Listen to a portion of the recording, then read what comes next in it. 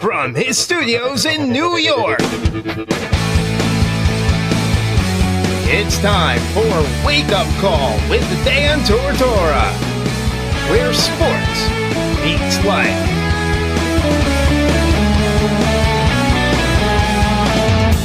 Here's your host, Dan Tortora.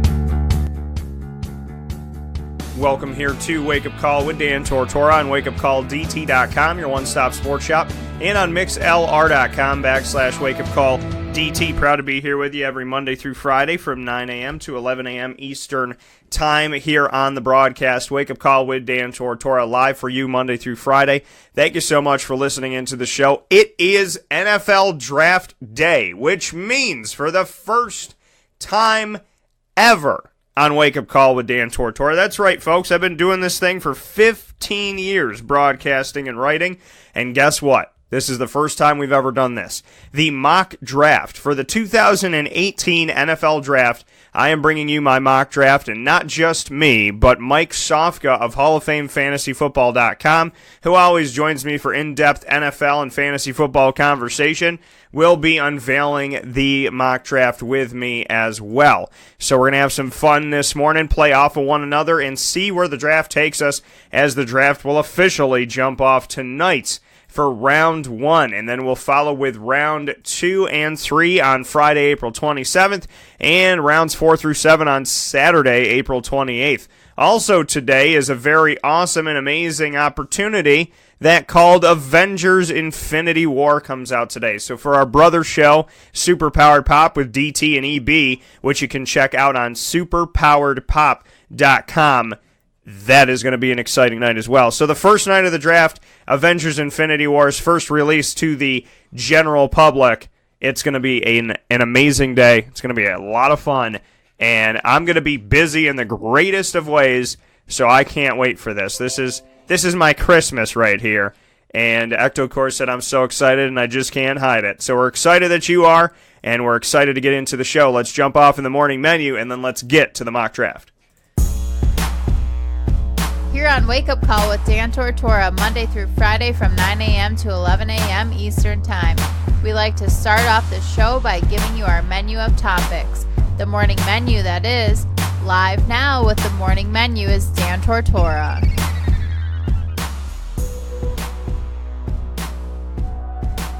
The morning menu right here on Wake Up Call with Dan Tortora. We're going to carry the NFL coverage throughout the morning for today. We're going to be doing this mock draft with Mike Sofka of Hall of Fame FantasyFootball.com, and I'm very excited about this first time ever opportunity on Wake Up Call for us to do our mock draft.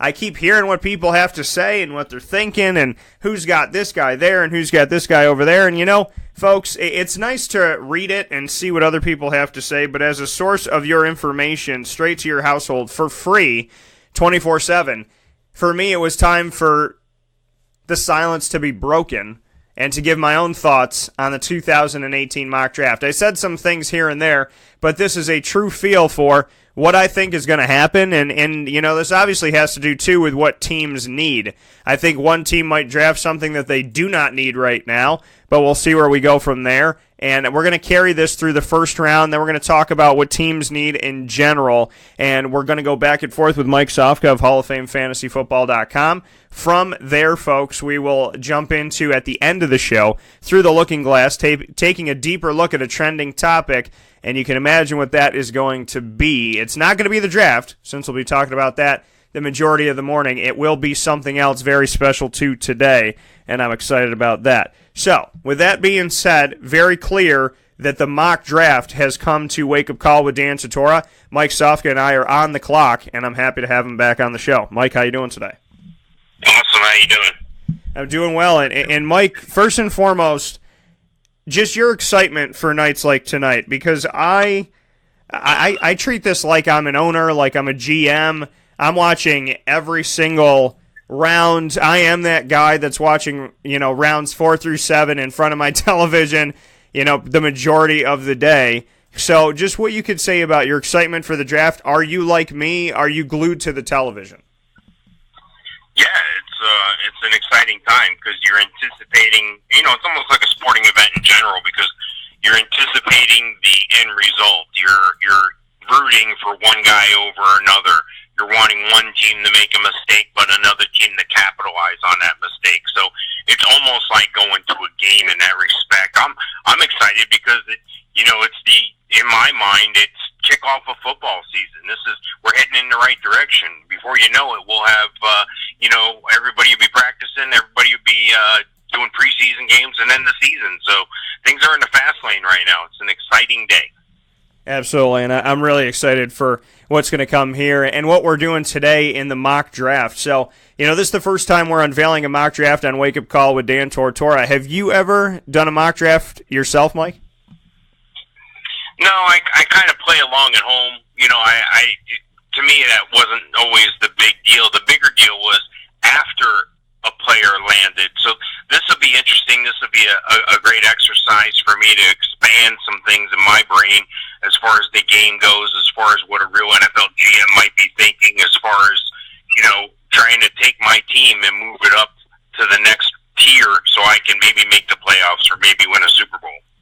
So let's get into it here on Wake Up Call with Dan Tortora. This is new for Mike and I, something special, something new for you on Wake Up Call with Dan Tortora. You know that I'm not one to sit here and read what other people have to say. I'm here to speak on our own and give you the information straight from the source here on Wake Up Call. So the number one pick in the 2018 NFL Draft is the Cleveland Browns. Surprise, surprise. The team that came back in 1999 after seeing their old franchise become the Ravens and win a Super Bowl in 2000. The Cleveland Browns came back into this thing and have really never returned since 1999, and they are here today to try and turn the tide. They've gotten guys in free agency, trades and whatnot. They've brought in Carlos Hyde, running back from San Francisco. They've brought in some help to their defense. They've also brought in Tyrod Taylor from the Buffalo Bills, Jarvis Landry from the Miami Dolphins, and really had to give up nothing to bring in a guy like Jarvis Landry. So the Cleveland Browns have the number one pick. Mike, how do you want to do this? What works best for you? You want me to give you who I'm choosing? You want to go that way? Normally I defer to you, but how do you want to do it today? Oh, I'm open. I can do whatever. We can, alternate picks. We can both pick. We can, you know what? I like the idea of alternating picks. Okay, one of us take one team, one of us take the other. This way, we have to really react, much like they would in the NFL Draft. Fair enough. So, with the number one pick in the 2018 NFL Draft, the Cleveland Browns select running back Saquon Barkley from Penn State. It's been back and forth on will they take a quarterback, won't they take a quarterback. If I'm the Cleveland Browns, the way that I see it is I can get Saquon Barkley and still get a quarterback at number 4. Keep in mind, folks, they have the number 1 and the number 4 pick. I don't think Josh Allen is high with the Jets from everything I've been seeing, nor is he high with the Giants. So you can get Saquon Barkley, still get your guy Josh Allen, and you could go home happy having the number 1 running back and arguably the best player in the entire 2018 NFL Draft in Saquon Barkley, and still get Josh Allen, who's on the radar but still under the radar for some people. So with that being said, the Cleveland Browns, in my opinion, cannot pick a quarterback number 1 because it will totally mess up their system. Now, I could see them drafting Josh Allen number 1, but that to me doesn't do anything to the Giants or the Jets because the Giants and the Jets don't want him as far as everything that I've seen. But they want Saquon Barkley for the New York Giants potentially. So if I'm Cleveland, I'm drafting Saquon. I'm taking the best player available. I'm saying, let's bring this guy in. Let's make it happen. Give me my playmaker. Give me my workhorse. Look at what Leonard Fournette did for the Jaguars, and then I'll go get my quarterback at number 4. Thoughts, Mike? Yeah, I think that's something that I looked at from the outside. Everybody says they must take a quarterback at 1. And looking from the outside, I have an even more devious plot in mind for the Cleveland Browns. I think they do go ahead and take a guy like Sam Darnold, and I think they go ahead and at the 4th pick, because that's going to force the hand of the next 2 picks on quarterbacks. And I think they can come back and take a guy like a Bradley Chubb, then come back and trade back into the 1st round and still get a quarterback in Lamar Jackson later on. Interesting. Very interesting. So, yeah, I mean, I think Saquon Barkley is To me, that is the best pick to take. The funny thing about the Giants and the conversation about the Giants is, okay, well, they're going to get, if Cleveland takes a quarterback, then the Giants are definitely going to get Saquon. It's going to be great. It's going to be wonderful. Saquon has nobody to block for him, and I'm not saying that he's not a capable back, but there's no one in New York to block for Saquon Barkley. And with that being said, the conversation goes to why bring him in then? If I'm the Giants, the most important thing to me is to do something with my offensive and defensive line if I'm the Giants. I don't think they're ultimately going to do that, but Mike, we said we would go back and forth with picks, so the number two pick, you're on the clock with the New York Giants. Who do you have? Oh, well, I would like to sit here and wait for the phone to ring, but I don't think that's going to happen on this pick. I think the Giants are ecstatic that Cleveland took Saquon Barkley, and they're going to go ahead and select Sam Darnold, quarterback from USC, with the second overall pick.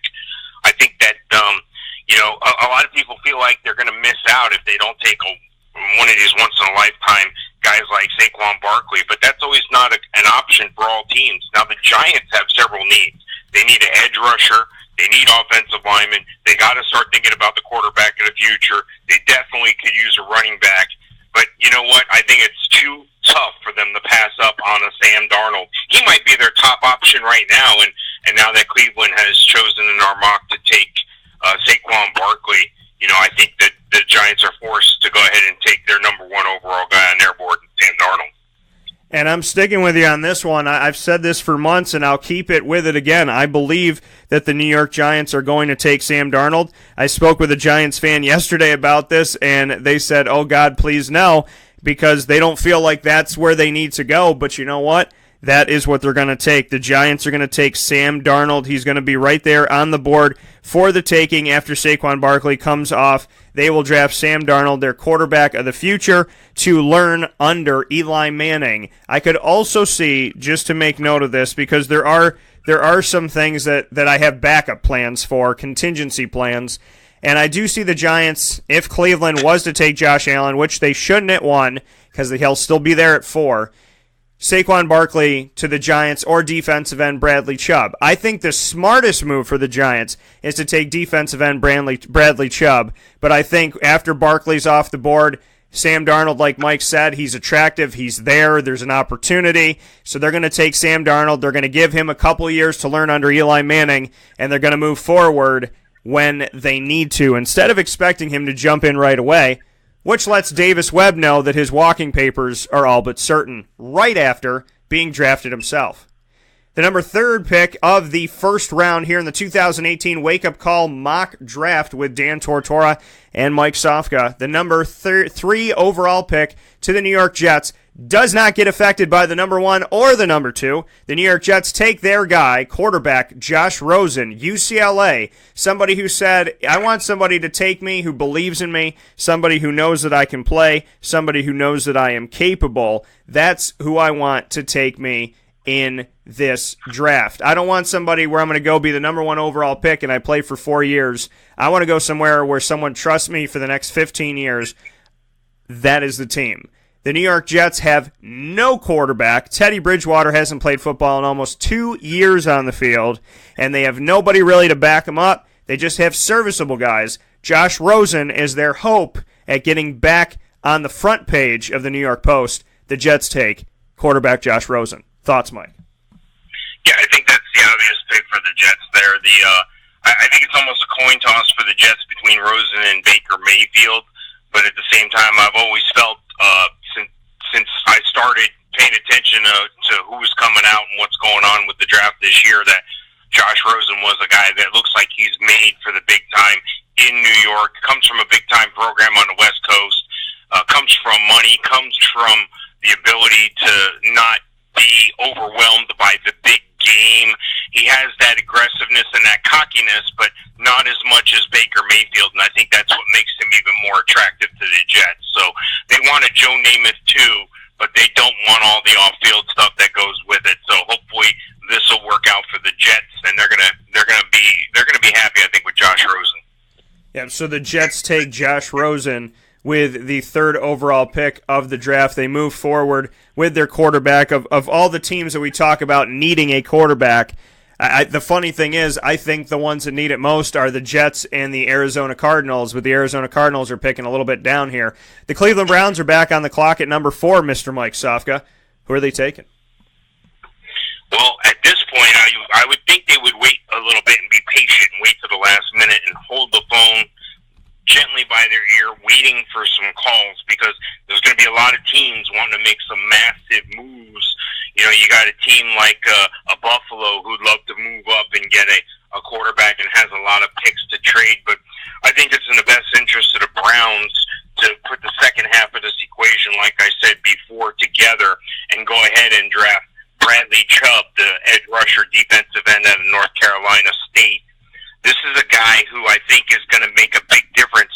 This is what Houston, the Texans, were looking to do with J.J. Watt and Jadeveon Clowney, having one guy on each side. But unfortunately for Houston, neither one of those guys has stayed very healthy, so the two of them could be on the field for an extended period of time.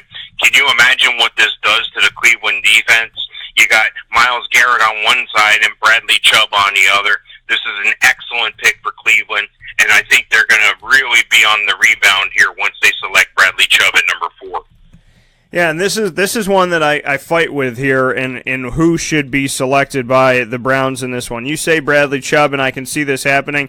I think it's the safest bet, and I might have had this conversation with you before, Mike, here on the air. I believe we did, that the safety for me is for the Cleveland Browns to draft Saquon Barkley first and then draft Bradley Chubb 4th. But they didn't get their quarterback at number 1. They like Josh Allen from what I'm seeing. They don't want to let this go. Tyrod Taylor is a serviceable guy who doesn't turn the ball over, but he's not that guy that's going to take you to the Super Bowl.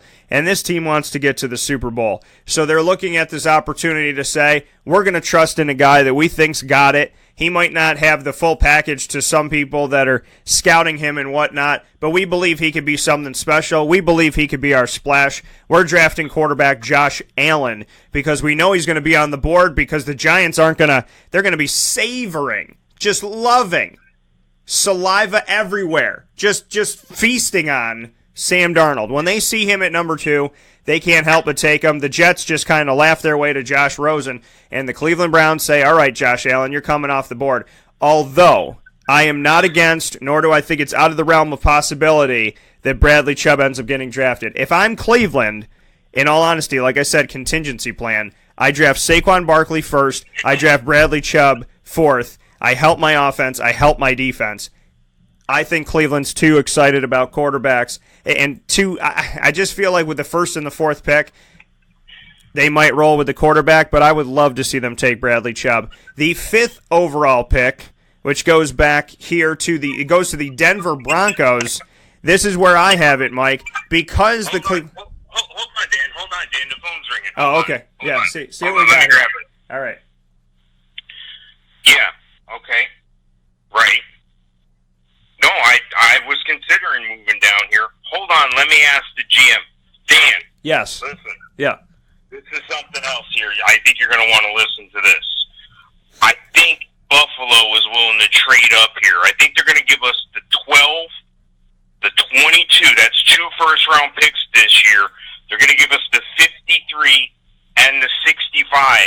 That's 2 second-round picks to move up to this pick right here. What say you? Do you trade or do you pick with the Denver Broncos?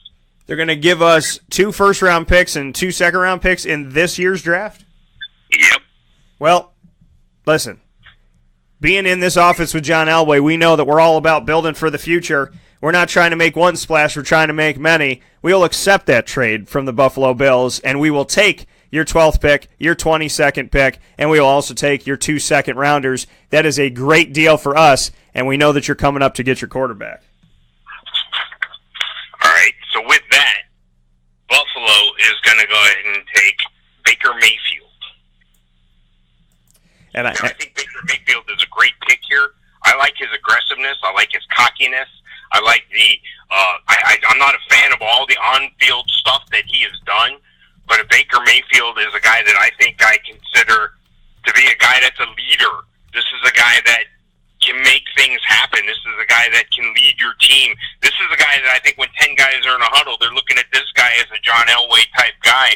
So it's ironic that the trade is with Denver, but I like Baker Mayfield here.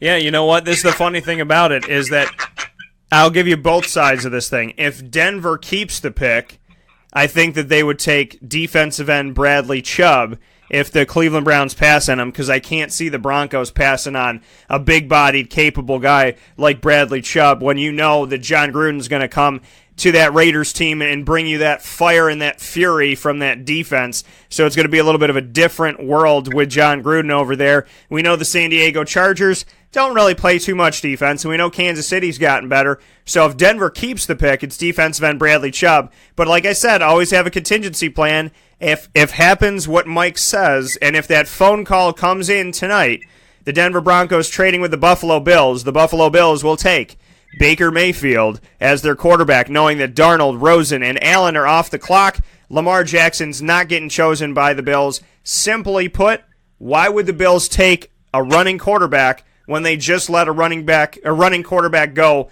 for basically peanuts? I don't see the Bills taking anybody other than Baker Mayfield. If they trade into this position, they will be going in that direction. So, to get back on pace here, the number 6 pick overall by the Indianapolis Colts, there's only one player that I believe they should draft here, and he's arguably one of the best in the draft, if not the best in the draft as well. There's only one choice for the Colts.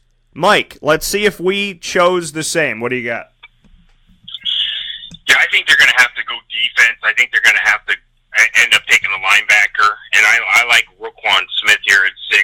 There is a chance they move down, but I think they could use, you would think they would have taken Bradley Chubb had he been available, thinking he may still drop, and that was the guy that was most tied to the Colts because they need an edge rusher bad too, but they definitely need some defensive help. They need help all over the place in Indianapolis, but Roquan Smith from Georgia seems to be the guy that they're going to start to build the rest of their defense around. So you are going with Roquan Smith here with the 6th overall pick, the linebacker for this Indianapolis Colts team at 6th overall. I am going in the other direction. I'm saying that the Indianapolis Colts have to protect their quarterback, be it Andrew Luck or whoever it's going to be. They have to make sure that they are protecting their man under center, something that I feel like the Colts haven't done in a long time. The Colts are taking Notre Dame offensive guard Quentin Nelson, in my opinion, at this pick because they have to protect their guy, and they've done a terrible job at protecting their guy up to this point. So, with that being said, Quentin Nelson is the guy that they take. I spoke with Brian Kelly about him this week, and Brian Kelly had nothing but great things to say about a man who can come in and help you right away. Quentin Nelson goes to the Colts, in my opinion. Mike says Roquan Smith. We will come back in just a moment with the 7th overall pick. Tampa Bay, you're on the clock. And could they be taking somebody who has a connection to Jameis Winston? This is a wake-up call, fast break.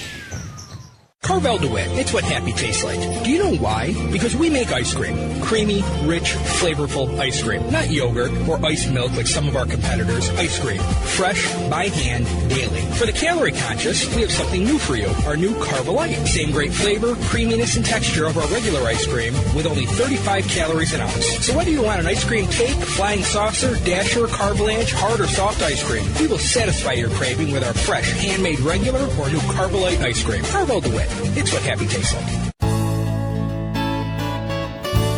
Clothing that will change with you without you having to change. DreissigLady.com, DREISSIG Lady.com.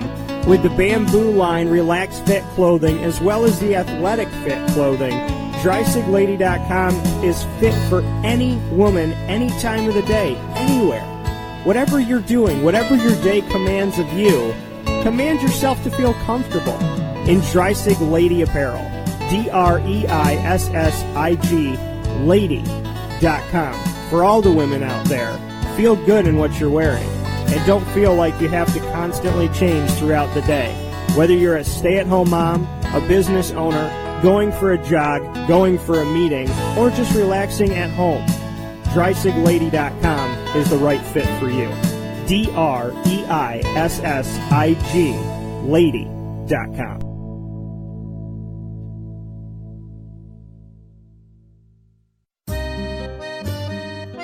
This is Lawrence Papaleo, licensed real estate salesperson for Gilbo Realty.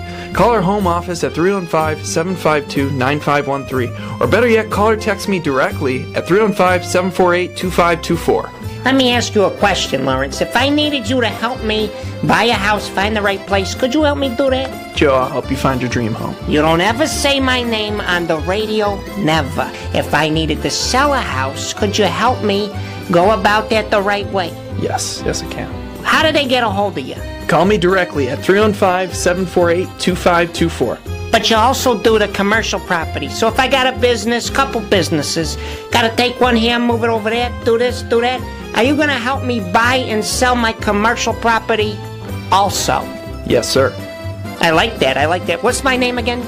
I have no idea. Absolutely, but they need to know your name, so give it one more time. This is Lawrence Papaleo, licensed real estate salesperson for Gilbo Realty. My phone number is 315-748-2524. Why don't you tell them your name one more time and that number so we can jot it down? This is Lawrence Papaleo. Call me or text me directly at 315-748-2524.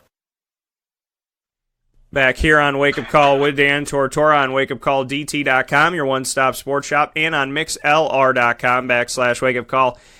During the break here, you heard a few seconds before we came back on the line. That's because Mike and I were discussing the Cleveland Browns off the clock in our war room, and Mike said something. He has a newfound respect for Cleveland. Dare I say that I second him and say that I think Cleveland might be heading into their best season of decision-making yet since coming back in 1999. Mike and I both could be on heavy drugs, or we could be on bath salts, Mike, or we could actually know what we're talking about. I think that we know what we're talking about, and most people would think we're insane, but if you've seen the Cleveland Browns and the moves that they've made to bring in help to their secondary, their backfield, their quarterback situation, their wide receiver, the moves that the Cleveland Browns have made, if they had no draft picks, I would think highly of this season. And somehow they made all these moves and still kept their picks in the first, second, third round. They're going to have plenty of picks, plenty of things coming up. So Cleveland didn't have to give away the house. They didn't have to give away their draft picks. They have high draft picks, 2 in the top 4 that we spoke about, and Jarvis Landry, and Carlos Hyde, and help to their defense, and Tyrod Taylor.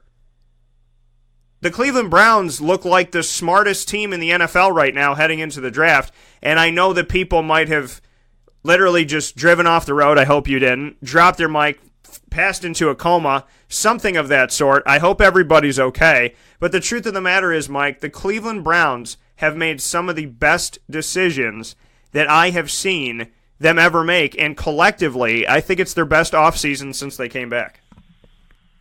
Yeah, I'm kind of excited to see how this all shakes out. I mean, they got some speed. They've acquired some pieces here. I mean, you look at the receivers and Corey Coleman, Josh Gordon, Jarvis Landry.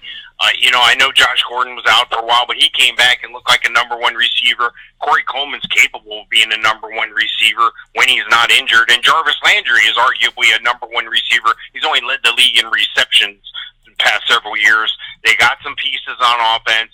They're getting that quarterback. They're going to get a running back. They're going to get an edge rusher. It's just a matter of where in the draft they take them. And so far, the only thing they're missing right now, according to our draft, is that quarterback of the future. But I think Tyrod Taylor is serviceable with the pieces they put around him.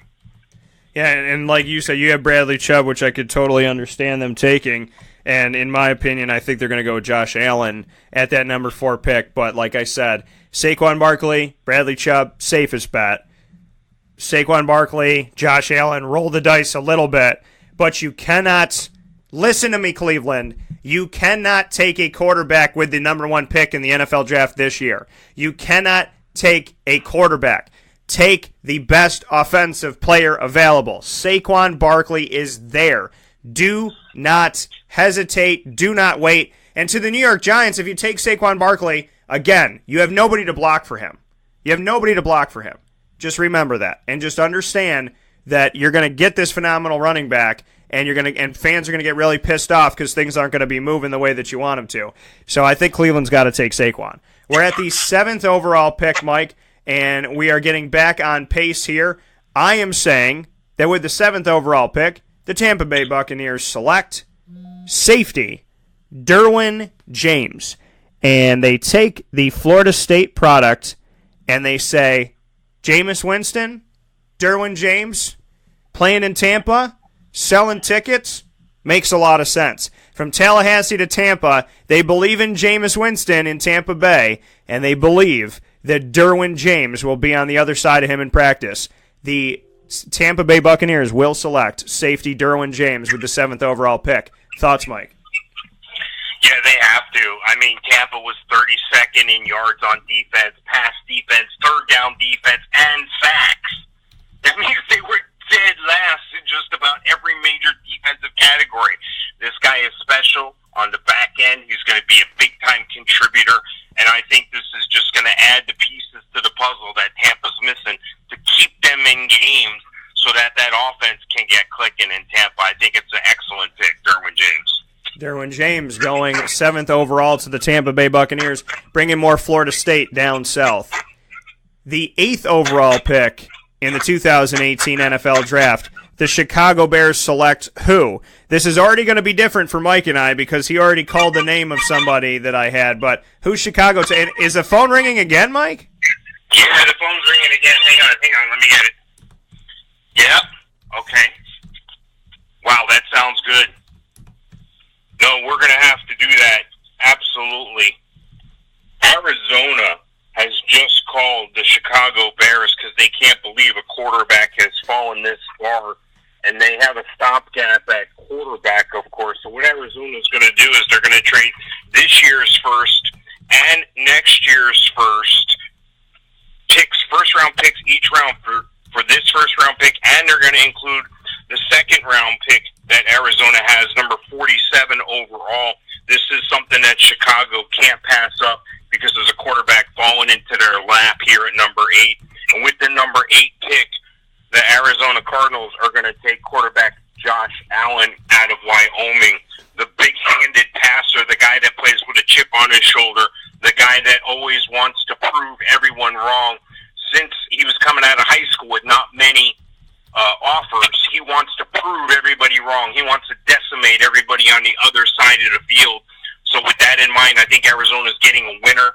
They definitely have some offensive weapons in Arizona to go with him immediately, and he can sit back and learn behind a Bradford. But let's face it, with Bradford's health, he'll be playing by week 7.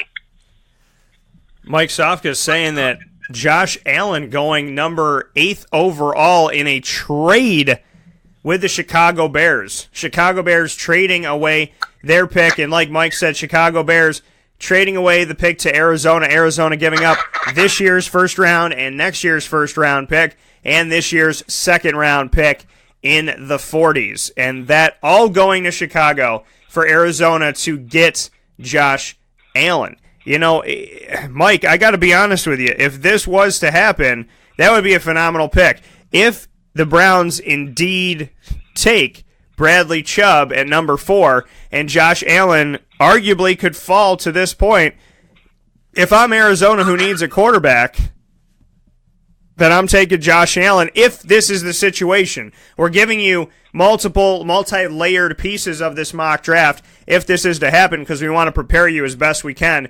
If there is a trade with the Cardinals, then the Cardinals could select Josh Allen in this in the scheming that Mike has here in his plan.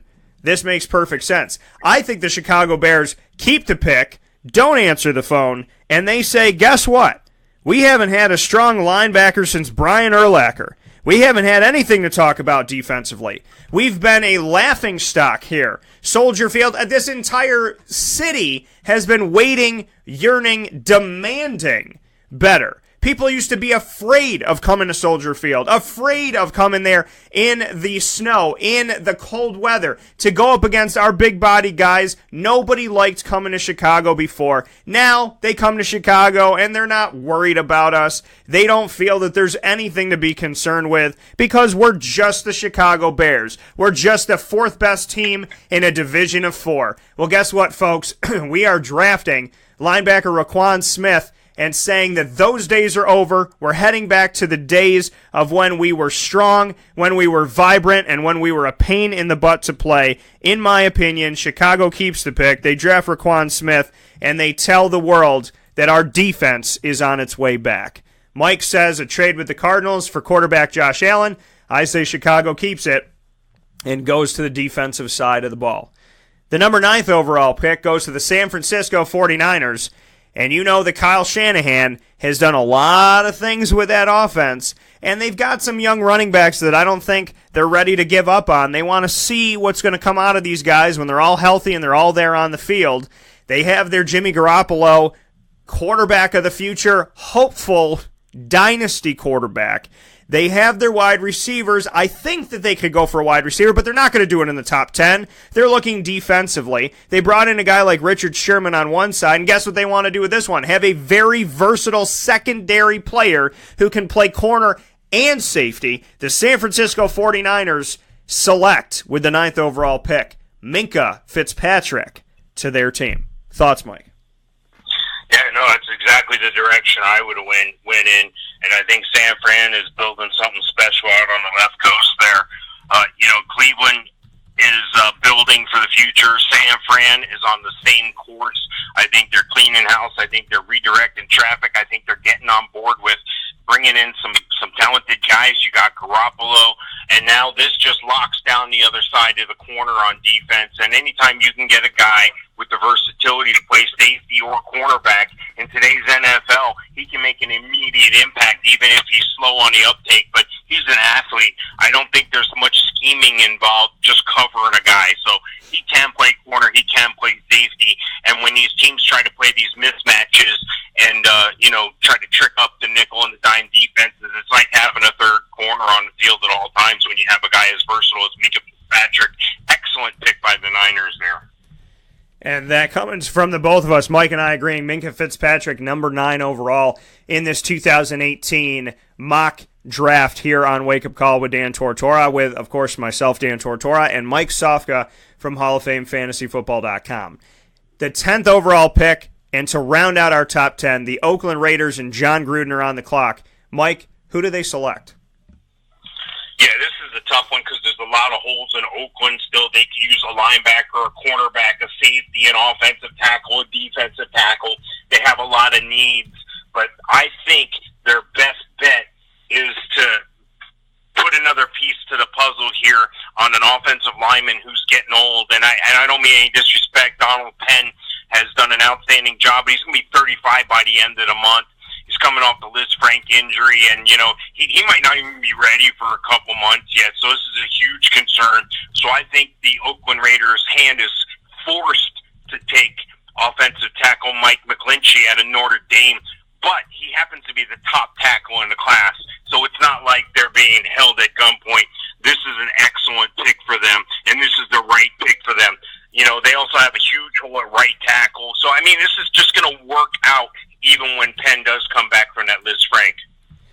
Mike saying with the 10th overall pick, the Oakland Raiders selecting Mike McGlinchey for this pick to John Gruden's, having a moment.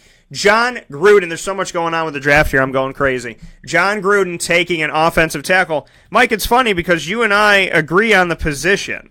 We agree on the position, so if we were in the war room right now, I think that the Raiders need an offensive tackle. You think the Raiders need an offensive tackle.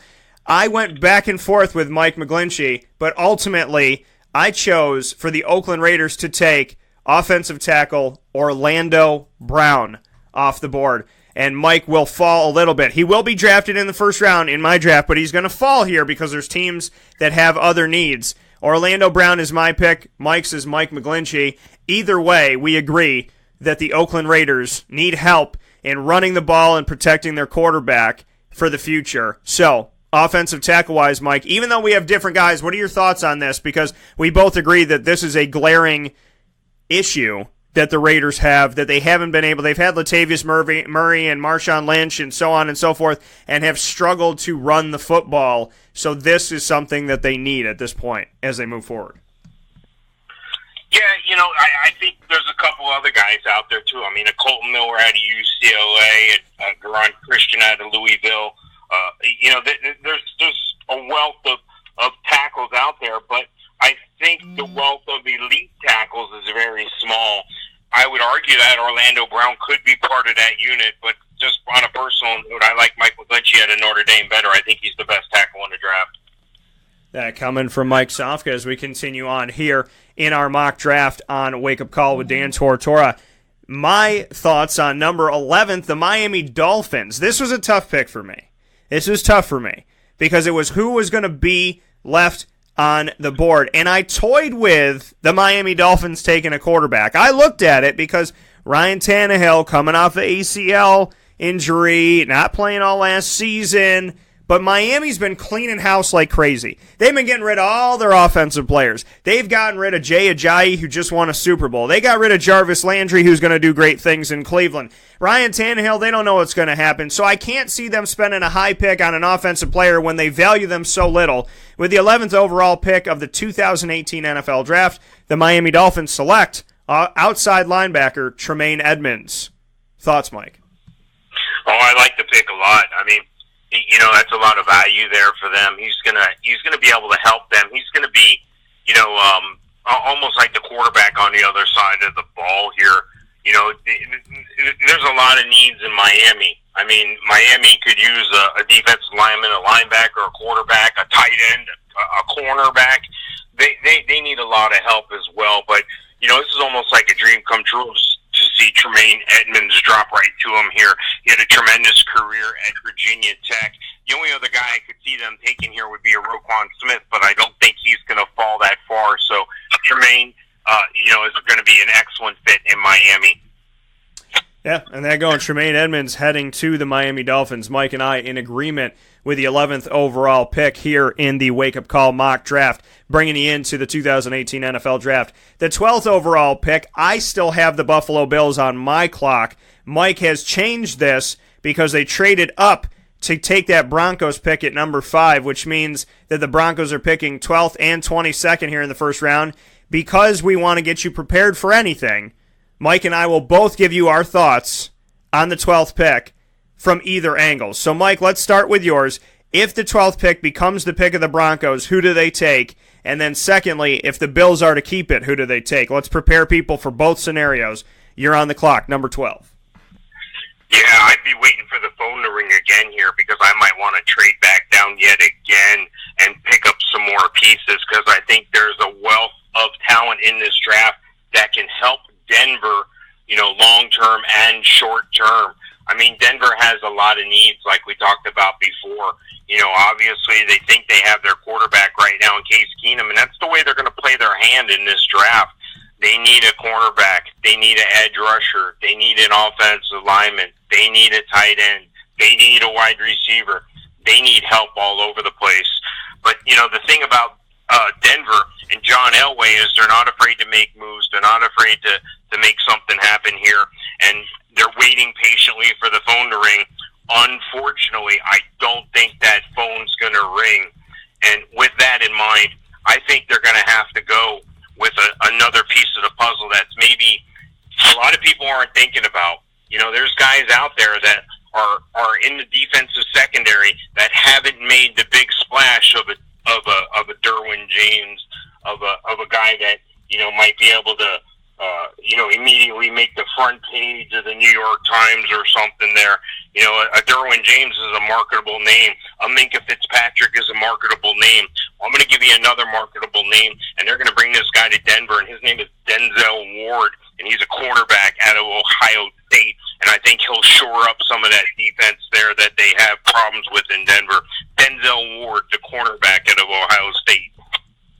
So Denzel Ward, cornerback out of Ohio State, going to the Denver Broncos if the Bills trade this pick to the Broncos for the 6th overall pick.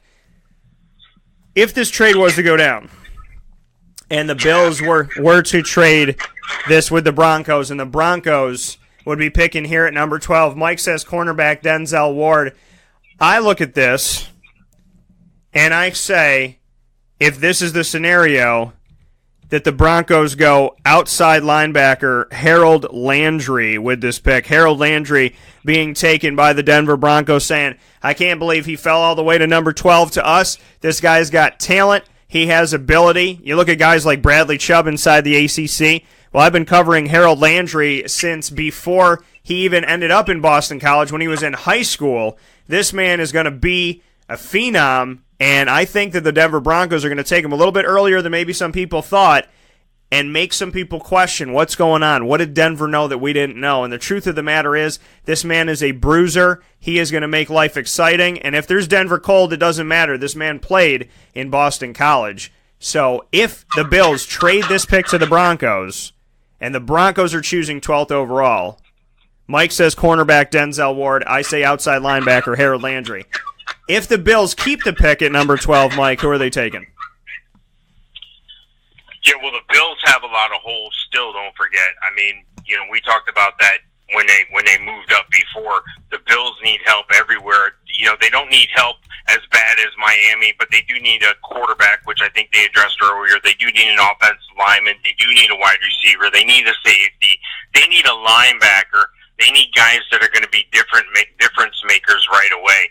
So I think that if they are gonna explore taking a guy that could be a difference maker, I think they might make a stretch here. And I think the stretch is the Josh Jackson out of Iowa cornerback. I think Josh Jackson has excellent cover skills. I think he's a ball hawker. I think it's hard to get past him. And cornerbacks that can cover, that can be a man on an island by themselves and not have to be worried about or cut off half the field and take that away from the other team. I think that's a guy in Josh Jackson out of Iowa. So Mike says if the Bills keep the 12th overall pick and do not trade with the Broncos, that they will select cornerback Josh Jackson. I think, and people are not going to believe he's still on the board, but it happened to Johnny Manziel, and it could happen to this man. With the 12th overall pick, the Buffalo Bills, in my opinion, select Baker Mayfield if they keep this pick. Baker Mayfield falling outside of the top 10. I have Sam Darnold going second, Josh Rosen going third, Josh Allen going fourth, and then Baker Mayfield falling to the Bills. I toyed around with this. The Miami Dolphins could be jerks and say, hey, Bills, we know that you want a quarterback, and we might need a quarterback, and we play in the same division of the AFC East. You need one more than we do. We might take your guy unless you trade with us. So Miami's in an interesting position at number 11 if Baker Mayfield is still on the board and the Buffalo Bills are picking at 12. If the Dolphins decide to go defensively with Tremaine Edmonds, then Baker Mayfield falls to the Bills. But like I said, they could be jerks about it. They could say, we know you want your quarterback. Trade with us for this and give us some other stuff in the rest of the draft. We'll make you number 11, and we'll still get Tremaine Edmonds at number 12. So I could see Miami making this interesting, but Baker Mayfield could fall to number 12 to the Buffalo Bills, who, don't forget, everybody is writing this guy off. A.J. McCarron was a serviceable backup behind Cincinnati Bengals quarterback Andy Dalton, and people want to already say he's going to be nothing. He signed a 2-year contract with the Bills, and people are already looking to the future. Well, the Bills might be having a contingency plan. They didn't spend a lot of money on A.J. McCarron, and they didn't spend a lot of years on A.J. McCarron, which is why I think if Buffalo keeps his pick, they get Baker Mayfield. But don't turn your back on a guy like A.J. McCarron just yet. With the 13th overall pick, the Washington Redskins will select defensive tackle Vita Vea onto their team. They need help on defense. 4th best team in the NFC East. The Washington Redskins have talent. They have speed. They just brought in Alex Smith. They got running backs like Samaje Perine that are going to go out there and do what they need to do. They have a couple tight ends that they can lean on. So the Washington Redskins say, what don't we have? It's defense, and Vita Vea is sitting there for us. We're bringing him in, defensive tackle, to help us on the interior of our defensive line to get after the quarterback and make things interesting. We need to have something against Philadelphia. We need to be able to attack. Vita Vea is the guy that we choose. Thoughts, Mike? Yeah, this is an excellent pick. However, I want to make one small correction, and I hope that the commissioner makes this type of announcement when he goes up to announce this pick. You have to announce the guy's full name. You can't just announce his nickname. and his full name is Tavita Tuiliokona Tulipolotio Museo Vahahi Faletau Vea. Now, I'm sure I've mispronounced that and butchered that to death.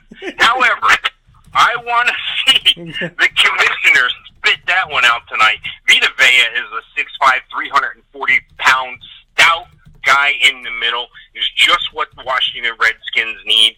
They were decimated against the run last year.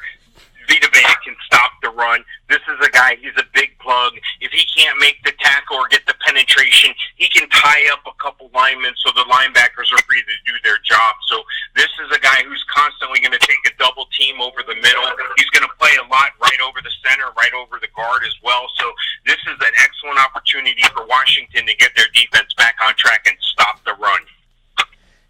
So Mike and I are in agreement. The 13th overall pick, Washington Redskins taking defensive tackle Vita Vea, whose full name, like Mike said, is Tavita Tuiliokiono Tuipulato Mosese Vahale Faletau Vea.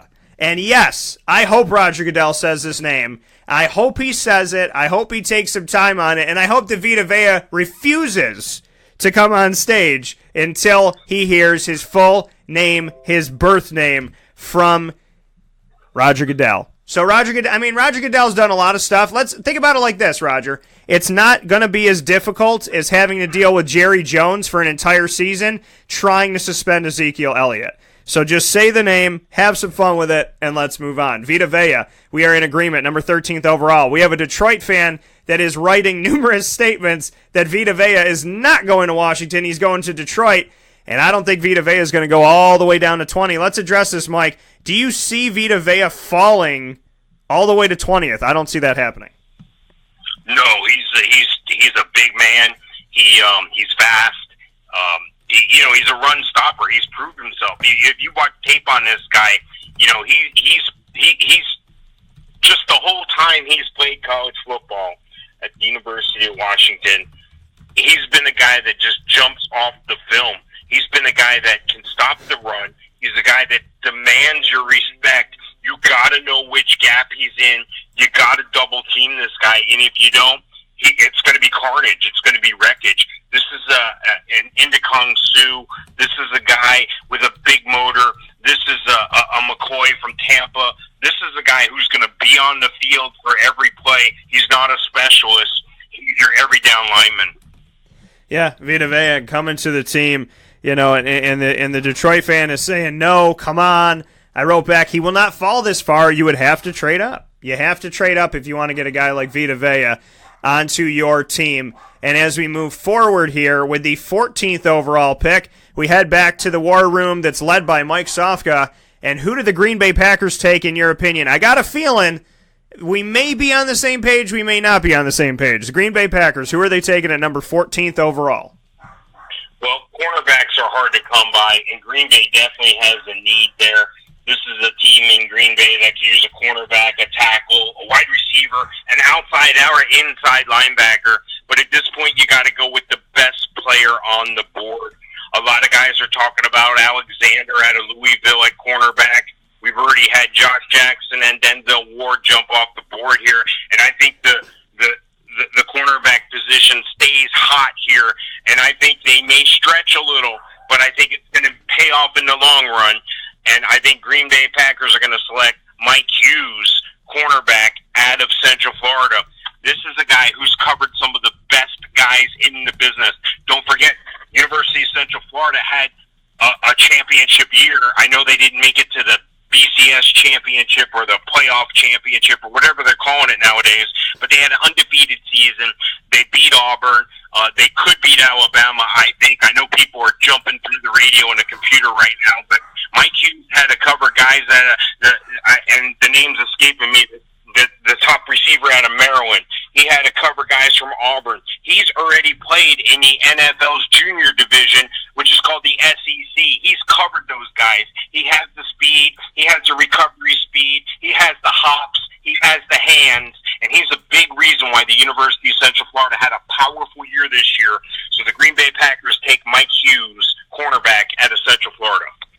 And this was one that I fought with Mike, and like I said, we might have been on the same page with one another. This was a very, very, very, very, very difficult decision for me to make, and Mike Hughes makes total sense here. I'm not going to disagree with your pick by any stretch of the imagination that Mike Hughes could be the guy coming out of Central Florida and heading to the Green Bay Packers, because when you think of Green Bay, you don't think of secondary, you don't think of corners, at least not in the here and now in recent history. Mike Hughes would be a nice pickup for the Green Bay Packers. It would be a nice move by them to take a guy out of the American Athletic, which I still believe is underappreciated and underrespected, I should say. I should say underrepresented. They're represented very well, but in the media maybe underrepresented. I try to do what I can. Mike Hughes would make a lot of sense here. I think that if the Bills-Broncos thing doesn't happen, then I go back to the pick that I have at number 14, and that is to address another issue on defense that the Packers have not become known for in recent history as well, and that is to get a linebacker and draft Harold Landry from Boston College, keep him in the north, and just move him a little bit to the west and bring him into Green Bay, Wisconsin. Either one of these picks makes sense to me. Outside linebacker Harold Landry seems like a guy that could put on that Green Bay green and be playing for the next, Jesus knows, decade plus, 14-year veteran. This guy could be somebody that's around for a long time and give you that feeling of someone that can attack the quarterback off the edge if need be, like a Reggie White, and give you some help.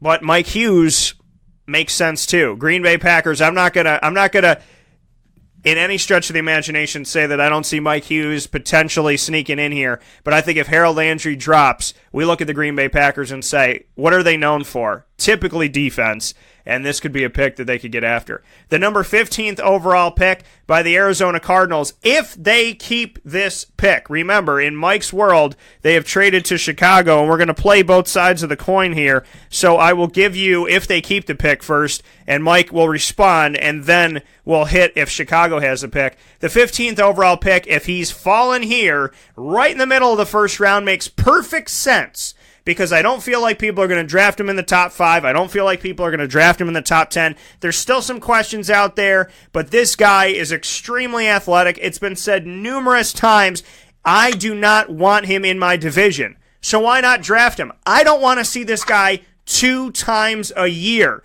At all, no way, no how. We talk about, what about a guy coming onto a team where they would change the offense for him? Well, this team does not have a quarterback who you're going to build around, does not have a quarterback whose offense you're going to create for, because you can't expect him to be on the field 100% of the time. They have newness in this place. Their head coach retired. Their top quarterback retired, which leaves this team prime, open, and ready to change their offensive scheme around a guy who they could build a future around and become something special in a division that is ripe for the taking. The Arizona Cardinals at number 15 overall select to keep him in white and red. Quarterback, Lamar Jackson, Louisville Cardinals. Thoughts, Mike? Yeah, well, that's an obvious pick there for them. I know that there's some other teams that want to move up and think he can drop a little further in Lamar Jackson. There's teams right behind this pick, like Baltimore, who would love that to happen.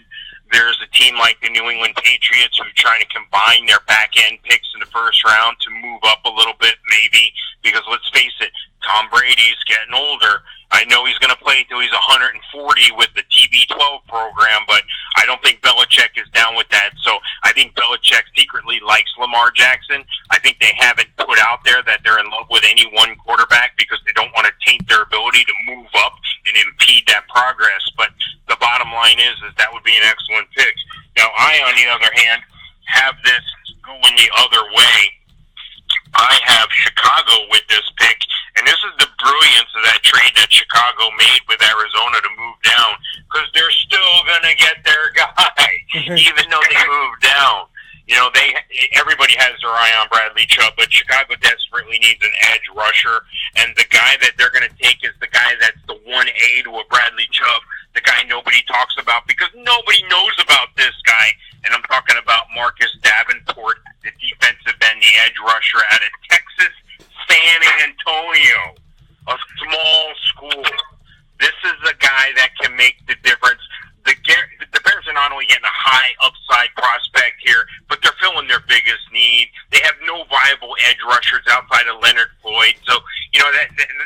change when you have a division with Aaron Rodgers, Matthew Stafford, and now Kirk Cousins. So this is a unique situation for them. I think they're going to be happy with the upside and long-term potential of a Marcus Davenport defensive end out of Texas San Antonio. So if Chicago is to have this pick and they trade with the Cardinals down, Mike believes that they're going to the edge rusher side of things. Mike, if they keep this pick, if Arizona keeps it, I think Lamar Jackson. What do you think if Arizona still has the pick? Yeah, I think that makes a lot of sense for them to take Lamar Jackson. I think he's the best available player at his position at that point in the draft. You could take a chance and go deep on a Mason Rudolph, but you're going to be able to move back and get that type of pick. So I think if you want a Lamar Jackson and you're there at 12 and he's there at 12, and all the other quarterbacks, the big names are gone, Josh Allen, Sam Darnold, Josh Rosen, Baker Mayfield, I think you have to take that guy of the future because who knows when this is going to come around again. Lamar Jackson, Heisman Trophy winner a couple years ago. Louisville's a great team. They play a spread offense. He can move the ball. He can run with the ball. And I've heard more than one comparison of Lamar Jackson to Michael Vick. And that's got to be a compliment, I think. And Michael Vick actually came out and said, at this point in his career, Lamar Jackson is better than I was.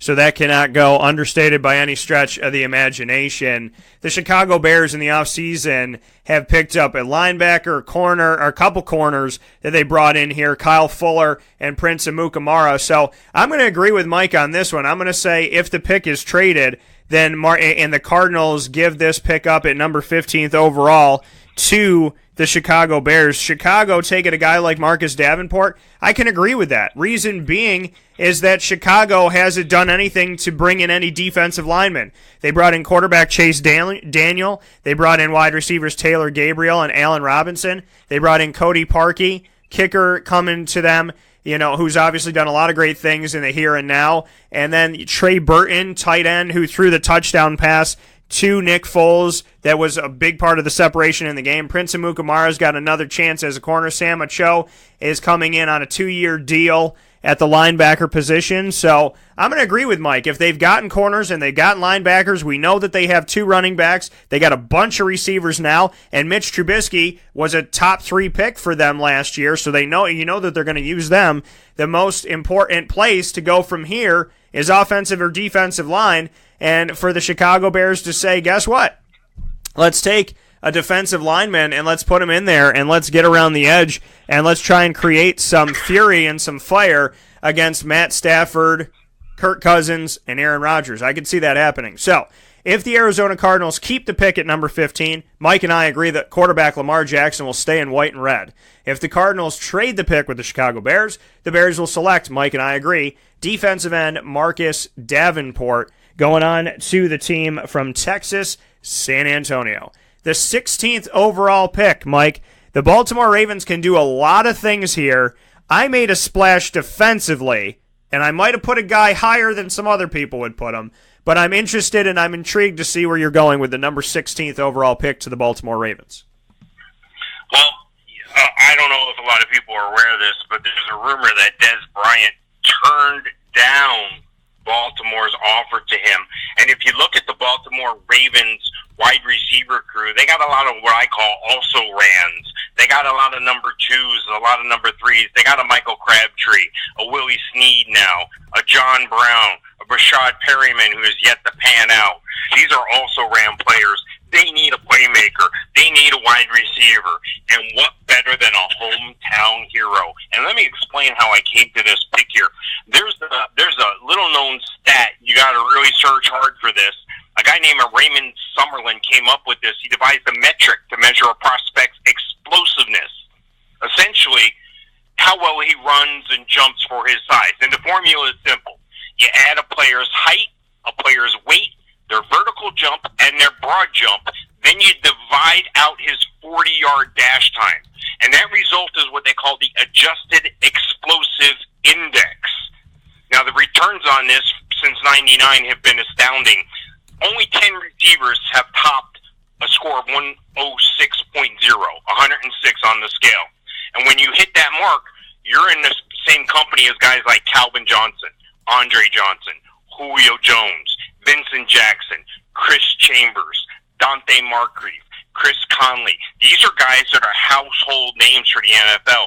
So if I tell you there's a guy that's leading the chart in the adjusted explosive index, not quite a 106, he scores a 102, and that's a hometown favorite for Baltimore. The guy I couldn't think of his name before when Mike Hughes covered him like a wet blanket in Orlando when they played Central Florida twice, and it's DJ Moore. He's the wide receiver from Maryland. That's the 16th pick by the Baltimore Ravens. DJ Moore, this is another pick that Mike is making that I could see being a definite possibility for the Baltimore Ravens to take DJ Moore. They like to draft their wide receivers, and they like to draft them early, and so I could see this being a case, DJ Moore going right here at number 16 to the Baltimore Ravens, coming out of Maryland, standing at 5'11", and moving forward. He's been compared to Golden Tate. And the Baltimore Ravens, when we look at, let's take a look right now, as Mike brought up. I want to take a look at what Baltimore currently has on the roster as they have made some moves.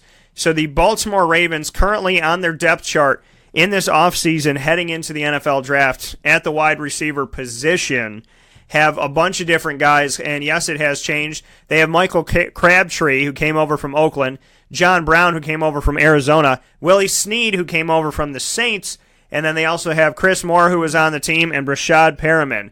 Because they've made so many moves and tried to make this alleged move for Des Bryant, it didn't work out, so they went for Willie Snead, and the offer sheet was not matched by the New Orleans Saints. Because they have 3 new receivers, 3 veterans, I could see them taking DJ Moore because it would be the Baltimore thing to do, but logically looking at this thing and saying, you just made moves and already paid 3 vets that are already in the league. With the 16th overall pick, the Baltimore Ravens are going to go after defensive tackle who can also catch touchdown passes, force fumbles, and come down the field and then catch a touchdown pass.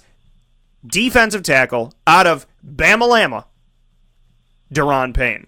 16th overall to the Baltimore Ravens. Daron Payne going to the team. A guy who is versatile, a guy who is effective on both sides of the ball. Trick plays, having some fun with it. You have your receivers. This guy could be your receiver if you throw him out there and let the officials know that he's coming out for a play or two. Nick Saban used him all over the field. Daron Payne, phenomenal story. Hard-hitting defensive tackle. Gonna make things interesting and fun. Baltimore has to go up against Le'Veon Bell, Antonio Brown, Ben Roethlisberger, and that's just Pittsburgh. Then in Cleveland, they got to go up against Carlos Hyde. I think Saquon Barkley, Jarvis Landry, whoever's going to be under center at quarterback. And then you look at the fact that Cincinnati still, even though they have a lot of trouble and they need a lot of help, they have offensive talent. So Daron Payne helps Baltimore get back on to the right side of things right now, knowing that, yeah, it's nice to score points, but defense is what keeps us in the game. They're going with Daron Payne, who is a versatile defensive tackle, with the 16th overall pick. 17th, the Los Angeles Chargers. This is a tough pick for me because the Chargers, I feel like, need everybody and their mother. So, if we look at the Chargers right now and where they currently sit, there's a guy that Mike had brought up that I said in Green Bay was very tough for me to go back and forth with when I ultimately chose Harold Landry. If we look at the depth chart of the Chargers, they have Phillip Rivers, who they're going to hold on to forever. They have Geno Smith, who I still think is a wide receiver. They have Melvin Gordon, who is there on their offensive line. We are there behind their offensive line. We know the offensive line can get things done because we see how well Melvin Gordon runs. Keenan Allen, Mike Williams, a healthy Mike Williams, Tyrell Williams, Travis Benjamin. They got a bunch of guys out there that are playing wide receiver, and they have Jeremy Davis from Connecticut. Don't underestimate the guy from UConn who's been on Wake Up Call before. So I look to the defensive side of the ball. I say, okay, you got a bunch of guys that are taking care of business, could take care of business at the wide receiver position. So it's time to go corner. It's time to put somebody up against them in practice that's going to push them, that's going to make them become their best selves. And that means with the 17th overall pick, I am giving Mike Hughes to the Chargers. And like I said, it's tough for me at that pick by Green Bay that's happening at 14 to not say that Mike could end up there. But if he doesn't, if Green Bay ultimately takes Harold Landry because they need help at corner and at linebacker, and they let him fall, Arizona's not going to take him, Baltimore's probably not going to take him, and the Los Angeles Chargers at number 17 get a steal with Central Florida's Mike Hughes. Mike, I know that you don't have Mike here because you had him a couple picks earlier. Who are the Chargers taking at number 17? I think they had their eyes on Deron Payne there. I think they really are just fuming that he got picked just to pick before, thinking he would drop to them because he is a tremendous athlete. But this is going to be an opportunity for Los Angeles to go ahead and beef up their line. They need a tackle. They need an inside linebacker, defensive lineman. They need to start looking quarterback at the future. They need a safety. But they can't pass up an offensive lineman, a hometown talent. I think the NFL is going to start leaning more toward this, and you're going to see this in the future where I think guys are going to be regional players. Guys that are from the South are going to, they're going to have an appeal for the South because, let's face it, the attendance numbers in the NFL haven't been what they need to be. The best seat to watch the game is in your living room with the red zone and your favorite team on the other TV. This is where the beer is cheaper, the food is hot, and you can get what you want in the relaxation without having to fight traffic. They got to do what they got to do to get players to the games, people to the games, and you can see those changes coming around the country in the way they're changing these stadiums, but you have to have good players. And if I have a regional player, if I have a home state player or a hometown player, and he grades out well, and there's a need that he can fall to my lap, well, if I'm the Chargers, I'm taking offensive tackle Colton Miller out of UCLA. I know a lot of fans aren't packing the house to see an offensive tackle. I get it. The trend that I think is going to continue to be on the upswing in the NFL. This way, you get those UCLA fans. You get those fans who may not go to the game to see the local talent now on the NFL stage. So with that, Colton Miller, UCLA, offensive tackle, goes to the Chargers. Very interesting, and I could see this happening because of the fact that the Chargers have spent draft picks and made moves on their offensive and defensive lines that haven't really panned out for them. So to get a guy from UCLA and put him out there for you, this is a guy who is going to bring you a lot. I mean, and some people have him down as a second-round pick, but this is a guy who can help you on your offensive line immediately and give you something. Like I said, Melvin Gordon's already running the ball well, but to run the ball even better, could it be that Melvin Gordon could run the ball even better? I'm not against this Colt Miller pick. I could see it happening with the Chargers. They keep him on the West Coast, and they keep him right there close to home. He went to UCLA, or close to where he's just been, I should say. Went to UCLA, and then will be playing right in L.A. right before the Chargers move back to San Diego, as I believe that will happen as well. We're going to go to the top 20, and then we'll break and come back to wrap up this first round. We're going to go rapid fire here a little bit quicker. Seattle Seahawks, 18th overall, Mike. I got somebody different, I know already, because you picked this guy already. Who's Seattle taking? I think they got to go with the cornerback that's going to fall to their lap, and Alexander, Jerry Alexander, the guy out of Louisville. This is the guy who's an excellent cover guy. This is a guy, he's from the Carolinas, yet this is a guy who seems to fit that niche that Seattle has, that bad boy, that doomsday defense. He's a ball hawk. He's a great cover guy, and I think Alexander's going to fit fine in Seattle. Jair Alexander is who Mike has going here. I'm staying with corner, and I'm agreeing with you, but I think this guy falls into their lap, and they can't believe that it possibly could be so, that this man who makes total sense on a team that used to be so effective in their secondary and so effective with their corners. This guy brings that boom. He brings that power. He makes the 12th man get up off their feet and get up off of their couch and go to the games like Mike was talking about. Cornerback Denzel Ward, Seattle Seahawks, number 18th overall pick. They can't believe he's still there. Number 19th, Dallas Cowboys. They don't have Dez Bryant. Their number one wide receiver for the last 8 years is not on the team anymore, so I think they're going wide receiver, and I had two guys in this spot, and then after watching a conversation about one of these guys who I covered in his time in the American Athletic Conference, I changed my thought, and I changed my opinion. I thought they were going to take this guy because Jerry Jones is all about splash and who's the number one overall guy and blah, blah, blah. But you got to look at height at this position. I think Dallas is going wide receiver. I think they're going for a taller guy, and I will announce it right now. I think the Cowboys, Mike, are going with wide receiver out of SMU, Courtland Sutton, who has hands that are absolutely, positively going to put your butt in the seat and see this Cowboys game live. Courtland Sutton, one-handed grabs all over the place, a guy who can run in the open field, a guy who can make it happen, jump up. Every ball is a live ball. Every ball is an opportunity. Nothing is off the table. The Dallas Cowboys want a playmaker, and I had Calvin Ridley here, but I changed it to a taller, more versatile guy. I shouldn't say more versatile, but a taller guy, great hands, jump up in the air, create for you. Courtland Sutton makes the open field a lot of fun, and if Dak Prescott's going to have a bounce-back year, have it with this guy. I have Courtland Sutton of SMU going 19th overall to the Cowboys. Thoughts, Mike? Yeah, I could see that pick. I think that Courtland Sutton's an excellent fit there. He's that hometown regional guy, but I got my eyes on somebody different for Dallas. I think it's Leighton Vander Esch, the outside linebacker from Boise State. Look, Dallas has had a hard time. Their defense has been falling apart in recent years, especially when Sean Lee has been out of the lineup. Anthony Hitchens looked like he was developing into a solid second linebacker, but he signed with the Chiefs this offseason. Dallas needs help at linebacker.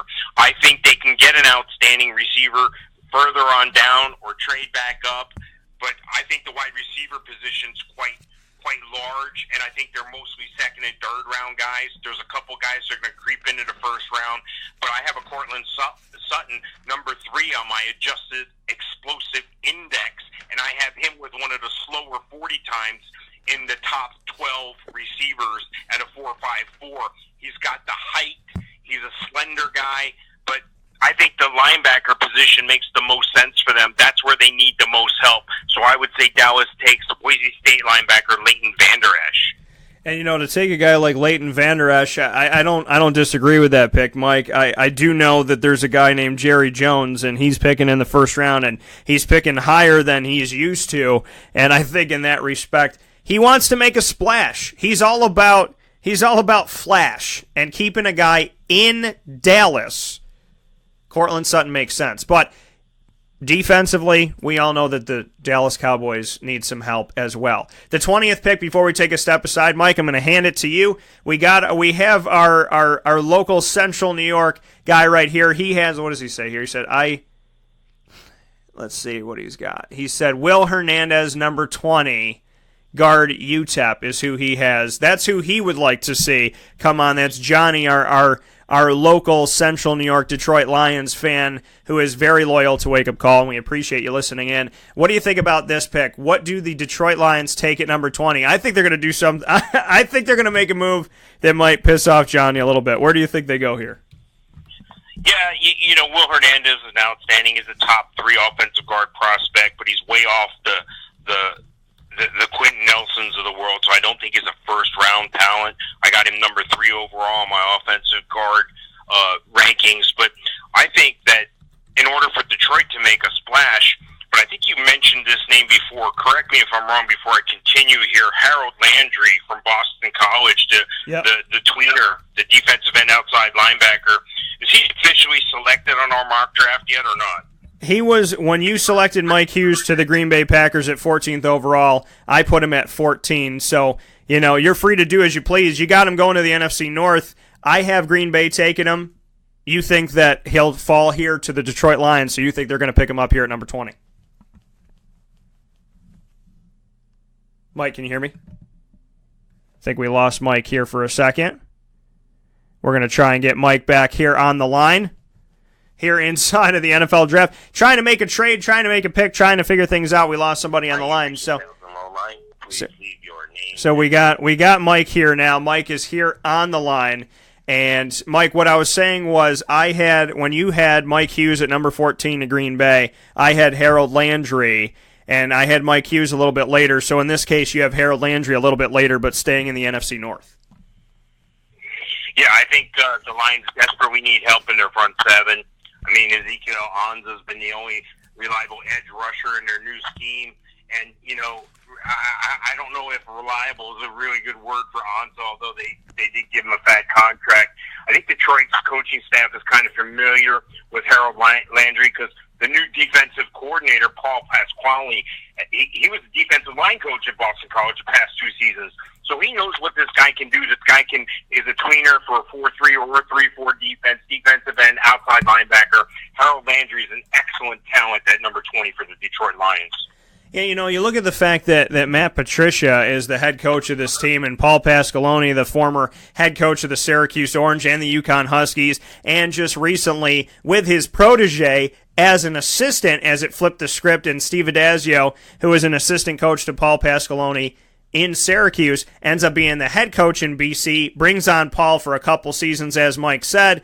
And so, yeah, Paul's got an ear to the ground when it comes to guys like Harold Landry and being around a guy like him. So that can make a lot of sense. And I already have him picked up here by the Green Bay Packers, so I can't be doing that one.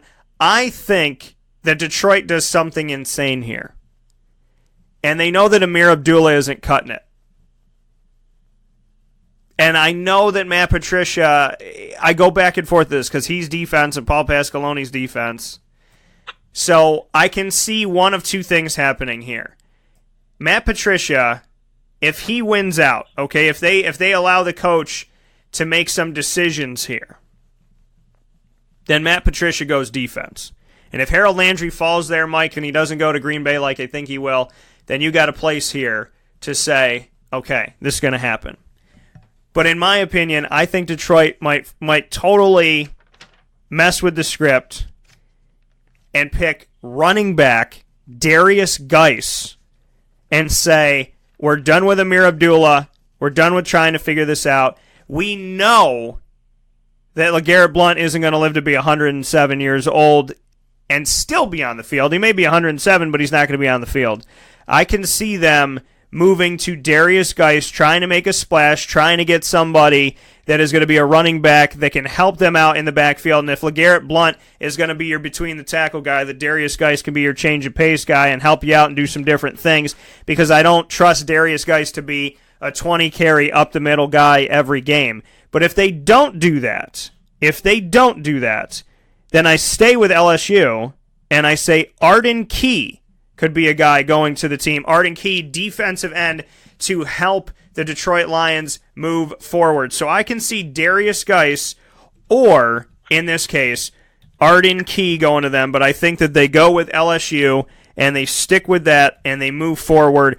I would like to think, like I said, that Matt Patricia and Paul Pasqualoni, being defensive-minded, that they're going to win out in this thing. But the Detroit Lions might say, listen, we made a move on Amir Abdullah. It didn't work out. We've tried for years, and nothing's happening. We need to grab a guy, and we're not going to wait until the second round to do so. They could make a very weird turn and take Darius Geis in the first round. We'll take a step aside here on Wake Up Call with Dan Tortora. When we come back, we'll finish our mock draft of the first round and get you set for the draft coming up tonight. This is a wake-up call fast break.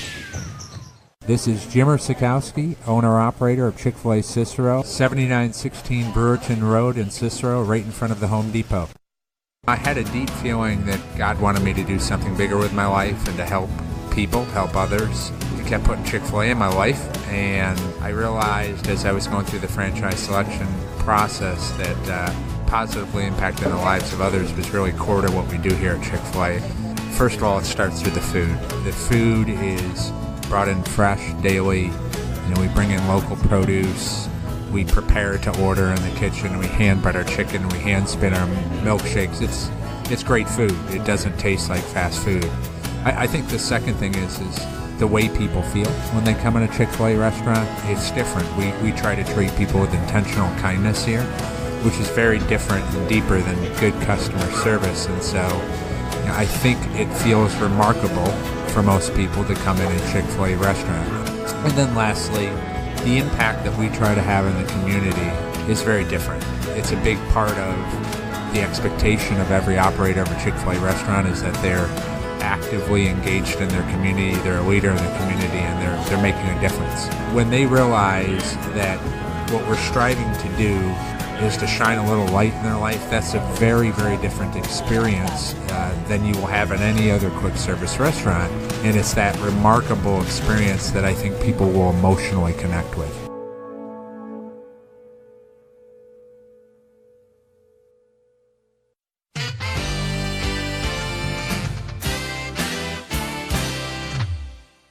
Hi, this is Domenico Vitali, owner of Giovanni's Formal Wear, where you look great and feel even better with our renowned tailoring and alteration services on any suit or any tuxedo from anywhere. Call 315-455-8729. That's 315-455-8729. Stop in locally on Route 11 in North Syracuse, next to the Ponderosa Plaza, where you can choose your style, get fitted, and tailored, all at Giovanni's Formal Wear.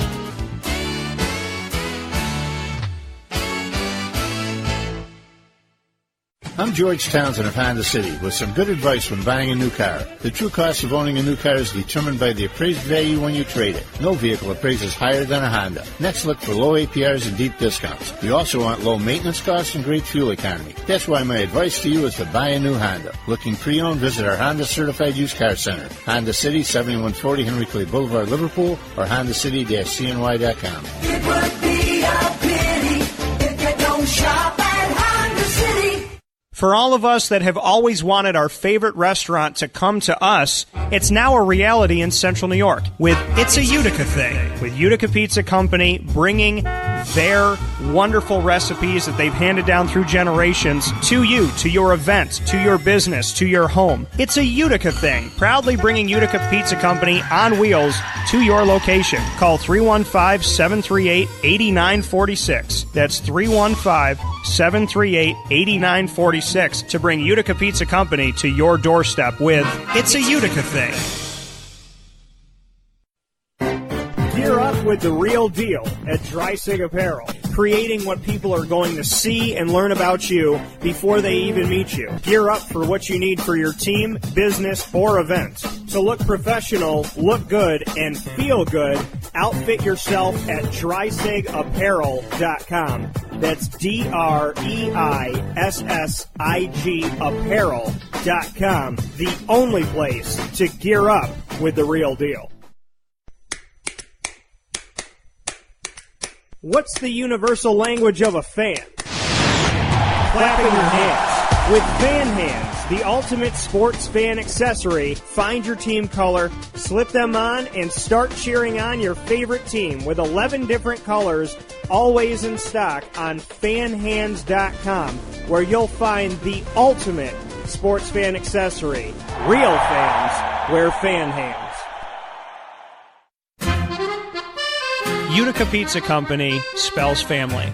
Your family, my family, their family. The recipes that they have shared with each other throughout the years and have now been so gracious to share them with us. I can sit here and talk with you about all the great things that are on the menu, but we'd be here forever. So let me say this. Utica Pizza Company is second to none. And now you can bring it home with you and you can dine in the restaurant. UticaPizzaCompany.com will give you all the information that you need. And let me say, these Utica greens, they're the best. Utica Pizza Company. Call them and place your order at 315-214-3060. That's 315-214-3060. Families break bread at Utica Pizza Company.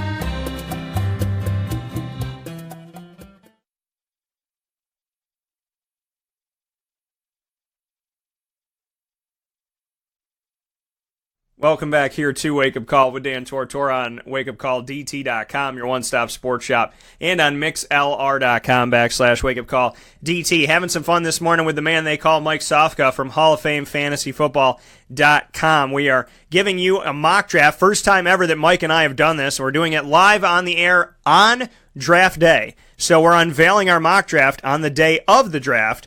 And so we are at pick number 21, and that pick jumps over to me because I start off with the odds. Mike starts off with the evens. That's fair. I guess I am odd, according to some people. Number 21 overall, the Cincinnati Bengals select offensive tackle Mike McGlinchey. As you know, Mike and I were on the same wavelength with the Oakland Raiders with the 10th overall pick. He said Mike McGlinchey, I said Orlando Brown. Because I said Orlando Brown to the Raiders, that is why I have Mike McGlinchey here to the Bengals. They have had numerous running backs, and they had a three-headed running back last year, and they still couldn't run the damn ball. A.J. Green's not getting any help, so they need some help on the line, and they're going to get some help with offensive tackle Mike McGlinchey, in my opinion. Mike, where are you going on this one? Well, they definitely need help on the offensive line, but I think it's more on the interior. They just made the trade for offensive tackle Cordy Glenn, and they're hoping he can stay healthy. And, you know, they definitely need help running the ball. They averaged like 3.6 yards per carry last season, and they do have some talent in the backfield with Joe Mixon and Giovanni Bernard to take pressure off them on the third downs. But, you know, I think it's more interior, and they can pick up a guy that can play center or guard. And I think this is right up their alley. This is the guy that Minnesota obviously is looking out for name recognition alone in a Frank Ragnow from Arkansas. This is the guy who I think is the ultimate Cincinnati target. This is the guy they have their eye on the whole time. I don't think it's too early for a big center upgrade like Ragnow, but I think this is the perfect time. You know, you can't take them too early. You can't take them up top there because you're overpaying at that point. But this is the perfect place for a Frank Ragnow, a guy who can secure that interior line. And don't forget, the guy who's the center, you know, and can play guard is versatile. And he's also the leader of the line. He's the one that makes the adjustments and the play changes at the line of scrimmage based on the blitz and the adjustments the defensive make. And that's Frank Ragnow. That's what he's been doing at Arkansas, and that's what he's going to continue to do for the Cincinnati Bengals as they improve that run offense. Yeah, because Cincinnati, and this is going to be my corny joke of the day, Cincinnati wants to win Ragnow.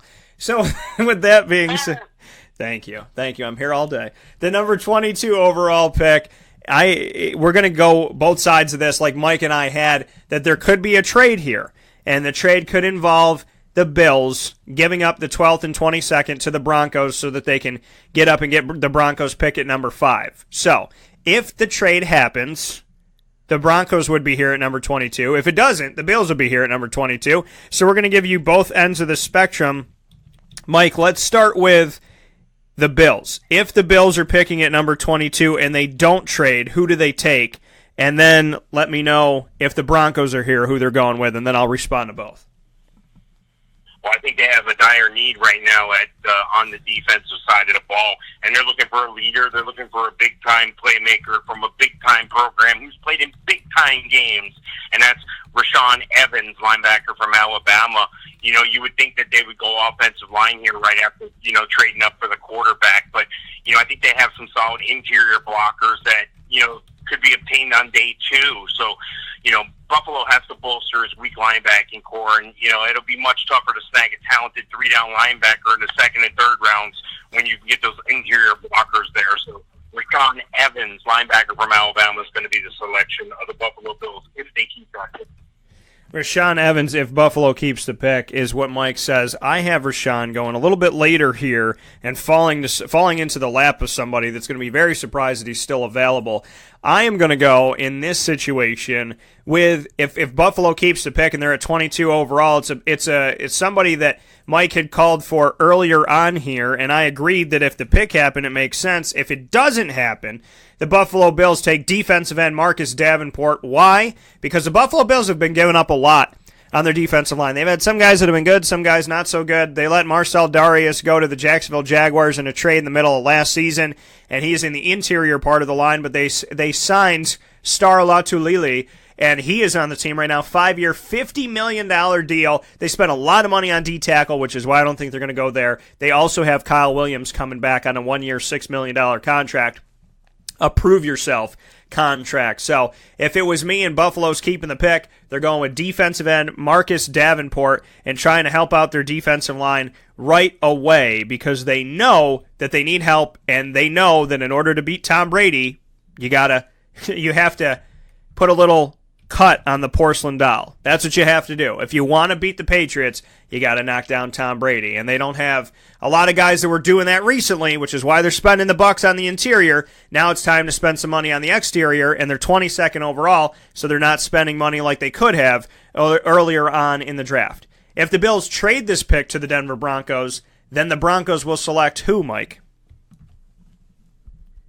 I think this is going to be a tough situation because Denver, again, still needs help in a lot of areas on the edge, offensive line, tight end, and wide receiver. And I think they're going to make a stunning move here that's going to shock people if they stay here. And I think that's going to be, or if they make that trade, and if they go with the pick here and they don't trade back out, I think they're going to go tight end. I think they're going to go with the guy that I don't consider the number one tight end, but I think they might in a Dallas Goedert, South Dakota State. I don't know if you've seen this guy make these Odell Beckham Jr. type catches one-handed all over the field. This is the guy who's got the size and the hand size. This guy's definitely a red zone threat.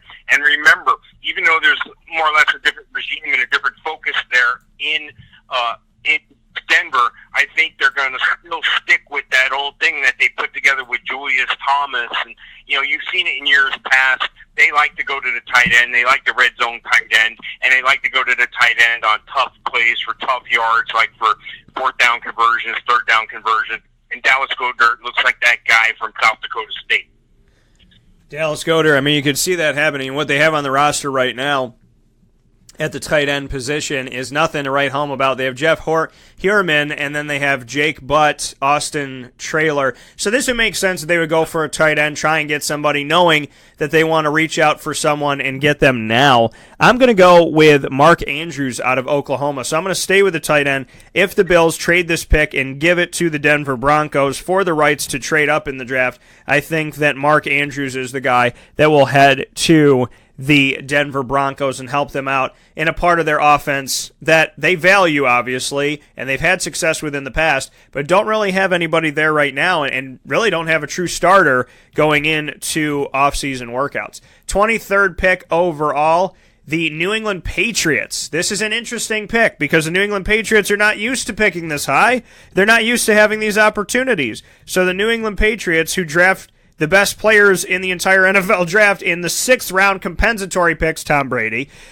they are now picking 23rd overall in the 2018 draft. And in our mock draft here on Wake Up Call with Dan Tortora on wakeupcalldt.com and live on mixlr.com/wakeupcalldt, the New England Patriots, in my opinion, when you look at their team and you look at the moves that they've made, this is a tough one for me because there's a certain position I'm thinking about, but I don't think they're going to go after it right away, and that's wide receiver because they lost Danny Amendola. So that is something that I'm paying attention to. They really don't need help with running back. We know that they make guys look good who looked pretty awful recently. Jeremy Hill just signed a 1-year deal. He looked terrible in Cincinnati for the most part, and he is now with the Patriots, so knowing him, and knowing them, he'll have 8 touchdowns this season. They signed Jordan Matthews. Matthew Slater's coming back. Rex Burkhead's coming back in the backfield. So where do the Patriots go when they have this opportunity at 23rd overall? The question that we ask, where are the Patriots going to put their hay? And this is going to be a difficult one for me. I think they're going to go to the offensive side of the ball. I think that they're going to make this happen. Now, I've toyed with the idea of them picking a tight end because that could make some sense for them. I've also toyed with the idea of them taking a quarterback, but I don't think they're going to take one this high. They're not going to take a flashy running back. So I really want to say they'll take a tight end here. And I'm going to stick with the fact that I think this is where maybe the Patriots say, you know what? Let's go get a tight end. Let's let Rob Gronkowski know that we're not for all these shenanigans. And let's take Dallas Goedert ourselves, put him on our team. Mike just had him going here. And let's put him out there. The reason why I didn't have Hayden Hurst is I think he's going to go somewhere else. But this is a really tough pick for me because the Patriots could do 100 million different things because they are the Patriots. But I'm thinking tight end, either here or right before the end of the first round. What do you think, Mike? Yeah, I think the Patriots have to take a tackle. I mean, they let Nate Soldier walk away and sign with the Giants, and that wasn't really surprising. He's been challenged with some injuries recently. I mean, he's very talented, but the injuries over the past several years, he's risky to give a huge contract to, and that's what the Giants did. And, I can see both sides of the coin there, but I think you got to replace that hole. You're in a desperate situation now. You have to get a tackle. And I think this is where, and I know you brought up his name before, but I think this is where an Orlando Brown from Oklahoma goes to. He can protect the blind side. That's what they need in their franchise. Old man, TB12 quarterback, Tom Brady, who's, I always call him the dark side. I always call them the evil empire. Well, they're going to continue to grow, and the only way they can do that is if they protect Tom Brady. Tom Brady's out. So are the Patriots. They have to protect him. They select Orlando Brown, tackle out of Oklahoma. Well, I think they can make an interesting move here, and I like that, and that makes sense. I think they could also make a move here for offensive tackle out of Pittsburgh, somebody who I spent some time covering recently here, and they could go Brian O'Neill at this pick as well and take a guy where people say, who? And exactly. You might not know who he is. No, I've got him graded out the same as Orlando Brown on the same line, on the same timeline. Yeah, you do. And I feel like people around the country, Mike, you're doing your research, you're making it happen, and that makes total sense. I think some people might say, Pittsburgh, first round? How did they do? They didn't even go to a bowl game. They didn't this, they didn't that. Yeah, but this is also a team who brought it to some really good teams at the end of their season, did some really good things, and pushed forward. And Brian O'Neill is just that type of guy that could fall to the Patriots, that, like you said, you got him on the same line as Orlando Brown. He could fall to the Patriots, and the Patriots could pick him up, keep him in the Northeast, and have people saying, who the hell's that guy? And guess what? You're going to be knowing that he's going to be the guy protecting Tom Brady as we move forward here. So that's a tough one for me, because I see tight ends somewhere with either this pick or their later pick in the first round. But offensive tackle, I feel like I'm leaning more there. Brian O'Neill, Mike says Orlando Brown. The 24th overall pick goes to the Carolina Panthers. Mike, who are they taking in this year's draft? I think Carolina's got to take a wide receiver here. I mean, they got a bunch of holes, just like a lot of teams. But wide receiver is glaring to me, and they got to address this early if they're going to get a talented player. You look at their wide receiver core right now. I think there's some also-rans. Some of these guys have had their moments. Devin Funchess, Torrey Smith, I consider those guys also-rans. They haven't really done what they need to do at this point in their careers, in my opinion. Curtis Samuel's a guy at upswing, so is Russell Shepard. But then again, that's about it. Jarius Wright. I mean, what are we talking about here? They need an impact player.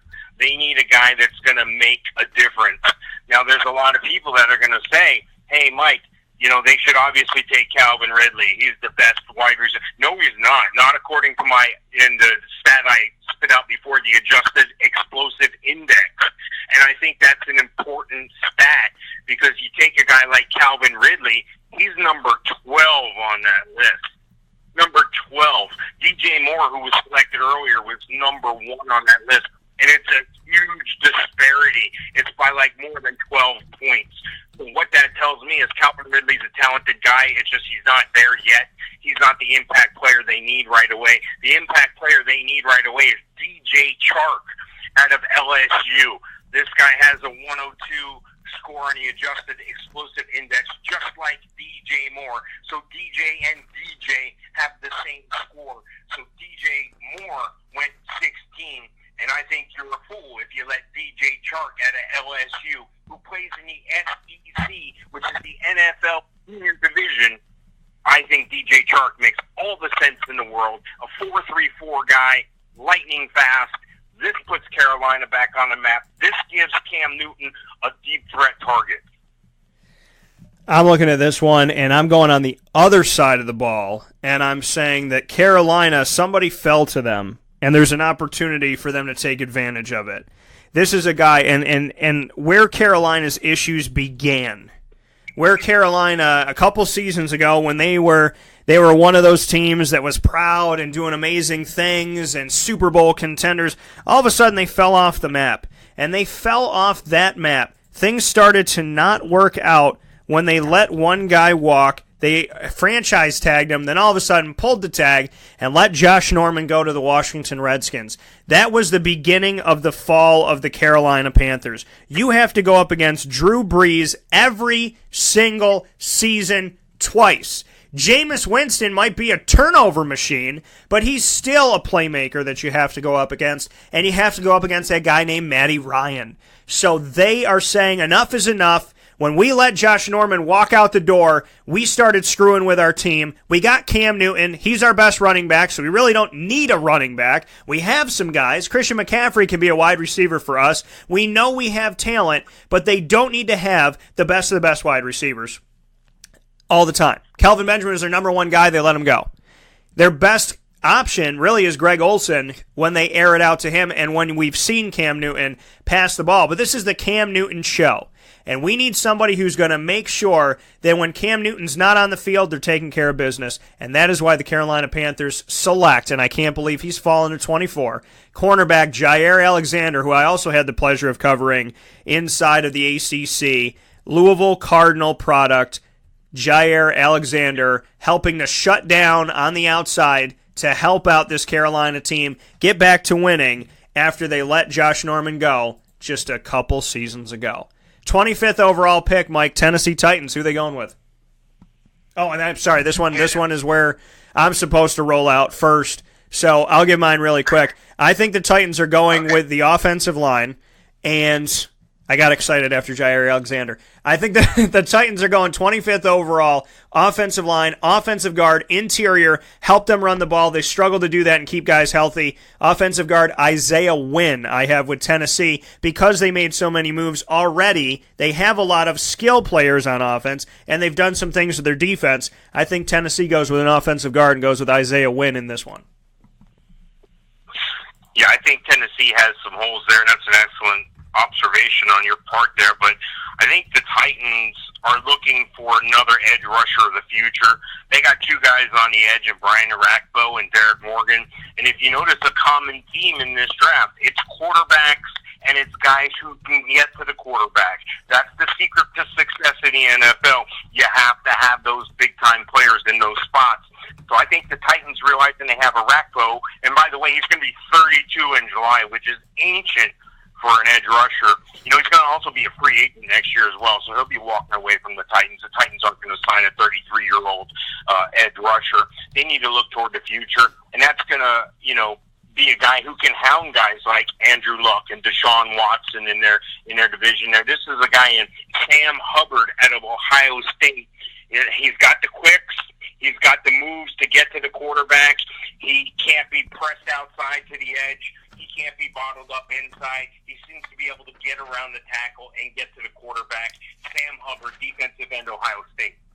Sam Hubbard, defensive end, Ohio State. So you have the defensive line. I have the offensive line. Either way, we're admitting to ourselves that they need some help on their line in the trenches. This team needs to move forward. The Tennessee Titans, they like to make those splashes and go for skill players, but you got to protect those skill players as you move forward. So Mike is saying Sam Hubbard, defensive end, coming out of Ohio State, going to the Tennessee Titans at number 25, and I have offensive guard Isaiah Wynn. Mike, number 26, Atlanta Falcons. Who are they taking?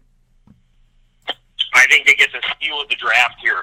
They get a guy who's only a one-year starter, but I personally saw this guy up close and in person. I've seen this guy on the field. He's a Florida Gator, and they need help on the interior line. The Falcons' defense was incredibly soft against the Eagles when they were playing in the divisional round of the playoffs there. I mean, they have to strengthen that interior defensive line, and they can do that with this guy, David Bryant, defensive tackle out of Florida. This is a guy who can tie up the blockers like we talked about before in Villa. He can stop the run. He can make the linebackers that much better. Oh, and by the way, when he is double teamed, that's still not enough, guys. This guy's a freak talent. He's got freak strength. He's got freak speed.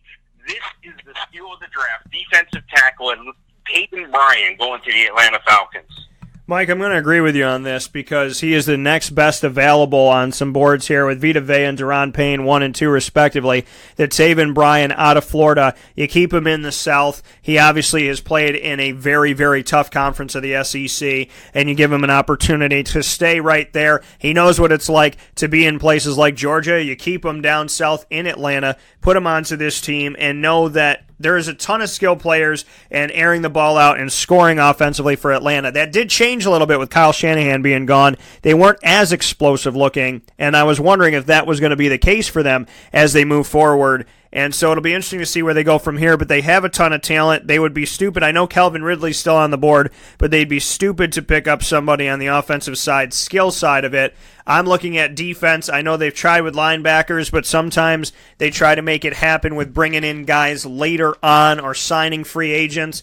So the defensive line is where you need help. That's where you need to attack. Make Jameis Winston, make Drew Brees, make Cam Newton have to make some mistakes. I don't know how many Drew's going to make, but I know Cam and Jameis have made them in the past here. I will agree with you and say Taven Bryan, 26th overall to Atlanta.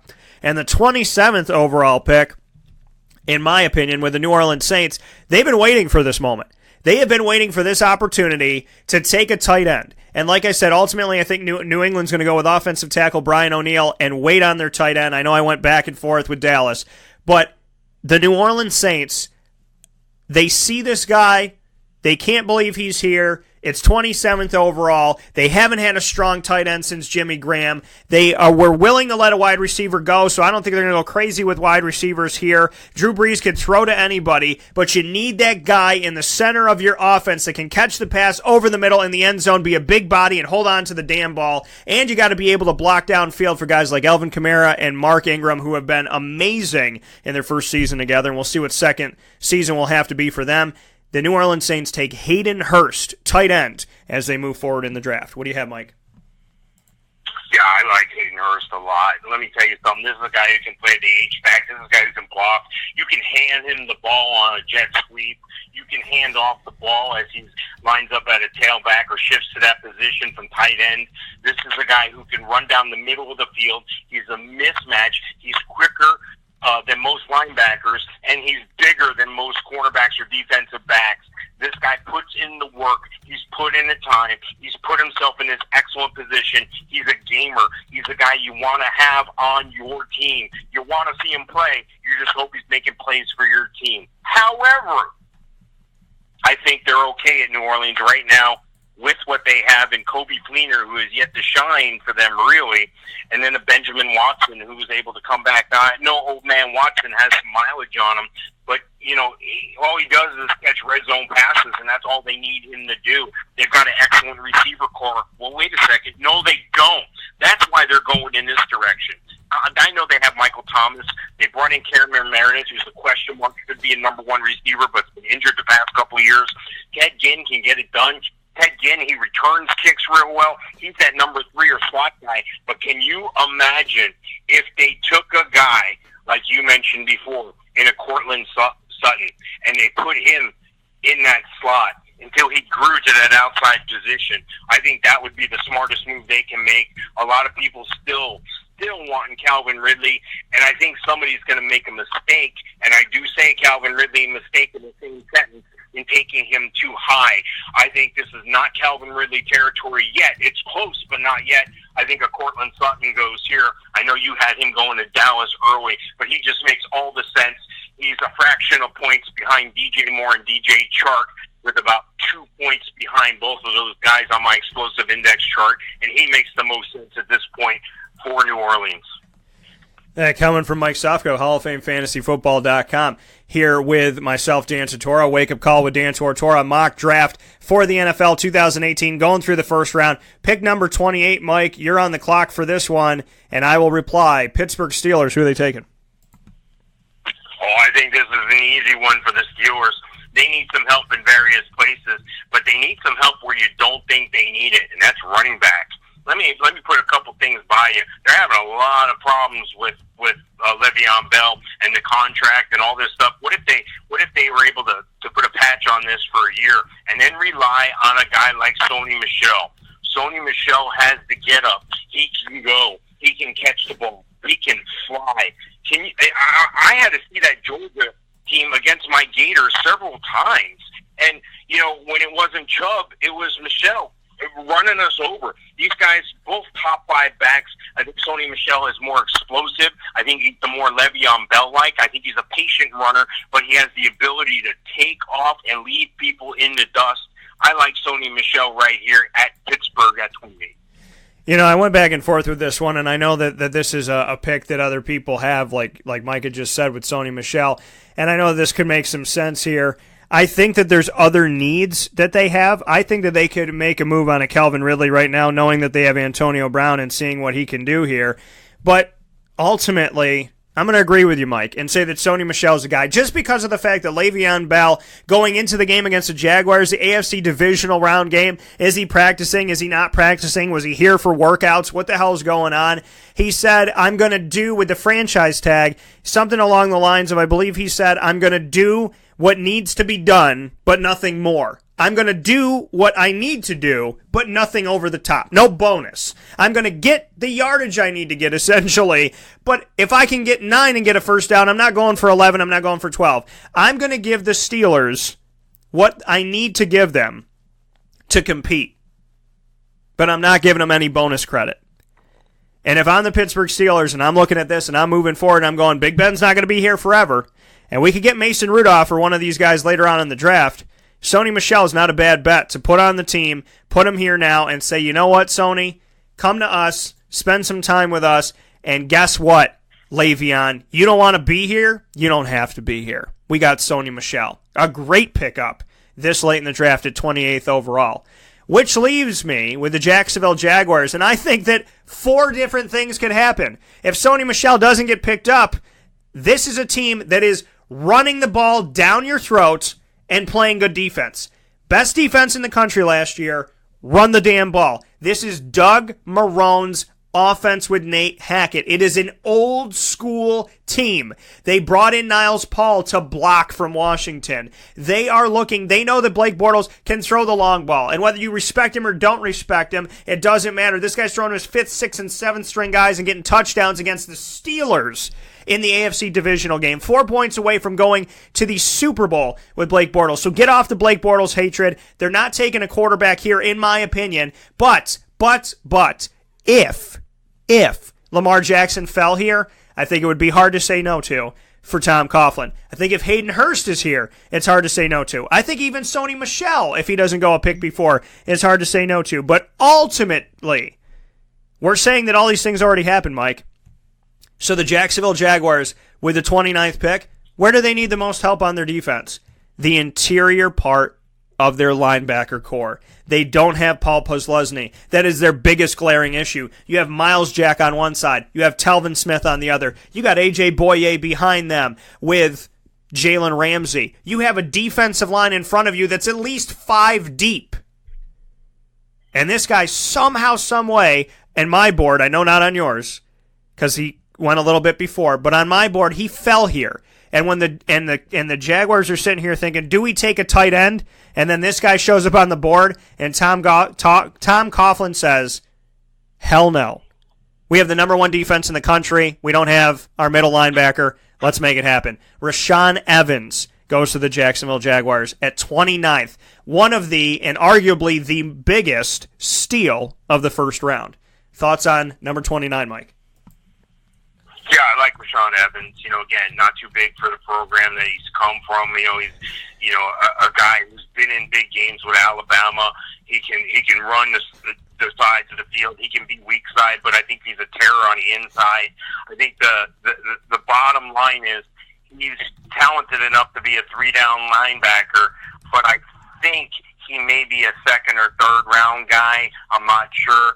That's why when you get a guy like Hayden Hurst, and you heard me boast about him before a little bit, this is a guy who's a freak talent. This is a guy who I think when you look back at him, his stature, 6'4", 250, and he blazes. He's got speed. He's versatile. He had 44 catches for almost 600 yards in his final season with South Carolina. This is a guy who led the team. He was a unanimous, permanent captain by his team, elected that way for 2 straight seasons. So what that tells me is this is a guy people can get around. And you know what else? Remember I said that hometown flavor, that regional flair? He's from Jacksonville.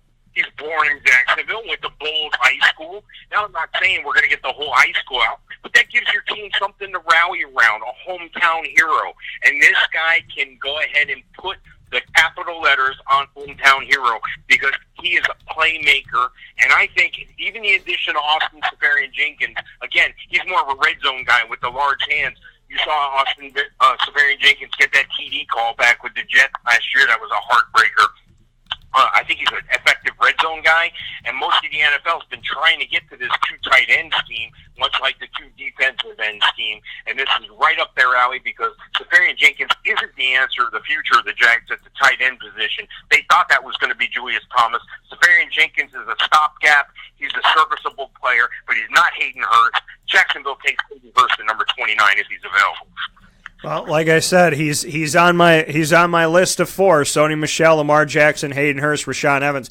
I think if they're all available, and like Doug Marrone said, we're going to look at who's best available at number 29. I think if it's Rashaan Evans, if he's there, and Hayden Hurst is there, that's a toss-up. I think if Lamar Jackson's there, there's a little bit of a chance. Sony Michel, probably not. If he's there with the rest of these guys there, I think Rashaan Evans is a great move for them, but like Mike said, he could drop. If Hayden Hurst doesn't go to the Saints, where I think he will, then that's a tough one to say no to. And I could see Doug Marrone saying Hayden Hurst on the first round of the NFL Draft, 29th overall for the Jaguars. 30th overall pick, the Minnesota Vikings. They brought in Kirk Cousins. They have multiple running backs. Dalvin Cook on his way to being Rookie of the Year before he got hurt last year. Stephon Diggs is there. Adam Thielen is there. Kyle Rudolph is there. Their defense has gotten better, but it's not perfect. Where are we going with the Minnesota Vikings? Yeah, I think that they have some needs. Glaring is on the offensive line. They could use a quarterback, a safety. They could even use a wide receiver and even another tight end here. But at the same time, I think the most glaring thing is the offensive line. They need to strengthen that interior. And I think this is where a guy like an Isaiah Wynn goes. You know, Isaiah Wynn, guard from Georgia, he's led the way for Sony Michel. He's led the way for Nick Chubb. There's reasons why these guys were able to run like they run, and that's that interior presence that the Georgia line has. Outstanding offensive line. Isaiah Wynn's available. I think he's the 1A to Quentin Nelson here, so I definitely think Isaiah Wynn out of Georgia is the obvious pick at offensive guard for the Minnesota Vikings at 30. And I already have Isaiah Wynn going a little bit earlier here. And so with Isaiah Wynn off of my board going to the Tennessee Titans at 25, at 30th overall, I'm going to go with somebody that Mike had a little bit earlier here, and that is Josh Jackson. I think that this team knows that they can improve there, like Mike said, in the secondary, and I think that with them moving forward and wanting to win, it was this arguable thing, who's the best defense in the country toward the end of the season? Is it Minnesota or is it Jacksonville? Well, Jacksonville showed that it was definitely them, the way that Minnesota played at the end and the way Jacksonville played at the end. And ultimately, I don't think Jacksonville was going full throttle, and they needed to stick with it, stay on it, and push forward, and I don't think they did that at the end of the game. Also, penalties killed them. So defensively, I think they know they can get better. I think Minnesota knows at number 30, picking up a guy like Josh Jackson at corner with the 30th pick, the third to last pick of the first round, is a steal. So they take him there, and they move forward. 31st overall pick, going to the New England Patriots. And I told you I toyed with 23 being a tight end, but it's too early for the Patriots, and it's too early for Bill Belichick. He took Brian O'Neill, in my mind, up there, and Mike and I were both agreeing that the offensive line is where he had to go. I think with 31st overall, this is where they take Dallas Goedert. He comes off the board, and they let you know right before the end of the first round, they look over at Rob Gronkowski and say, hey, Rob, why don't you go ahead and not do the dirt race, bike, whatever you want to do. Why don't you come here and why don't you play some football? And if you don't want to play, then we'll move forward. But remember with Aaron Hernandez, when everything went down, it was a totally different situation. It was a legal situation. But remember how quickly they moved forward in their life. They have to look to the future, and Rob Gronkowski's been going back and forth on his. Dallas Goedert is the guy they take. I know you have him off the board already, Mike, so who are you going with at number 31 for the Patriots? Yeah, it's a tough pick. You want to go safety. You want to go interior line to continue to build. You want to do all the right things here. And neither one of those picks would be bad. For instance, they could take a Justin Reed out of Stanford, a safety right here. They could take a James Daniels, a center out of Iowa, pure center, best pure center in the draft, comes from Iowa and Kirk Ferentz. So that's a good thing in Bill Belichick's eyes. But I think this is where they snap up that quarterback of the future. They weren't able, according to our mock draft, pick up the guys we talked about, maybe moving up and getting a Lamar Jackson. But a Mason Rudolph is still here. And even though you may overpay for him, I think the need for a backup to Brady is glaring. I don't think Brian Hoyer is the answer, and I think they need to build toward the future. And let's face it, the guys who have the most success in the NFL at quarterback, there's two ways to do it. Baptism by fire, where you're thrown right in right away, where they teach you how to swim by throwing you in the pool, or you get a guy that can stand behind the all-time Hall of Fame type quarterback, multi-Super Bowl winner, goes to the playoffs every year, gets it done in Tom Brady, and that's an excellent place for Mason Rudolph out of Oklahoma State to begin his NFL career behind the Tom Brady. So with the 31st pick, I think they go Mason Rudolph, Oklahoma State. And I think it's interesting, and I don't think it's a bad pick for the Patriots at all. I think if they don't get a Lamar Jackson, that this is something to look at for the future. I think if they get Lamar, Bill Belichick's kind of telling Josh McDaniels he's on his way out, because when you want to overhaul and change your whole offense, might as well just let your coordinator go from there and let it be his baby and let it be his era.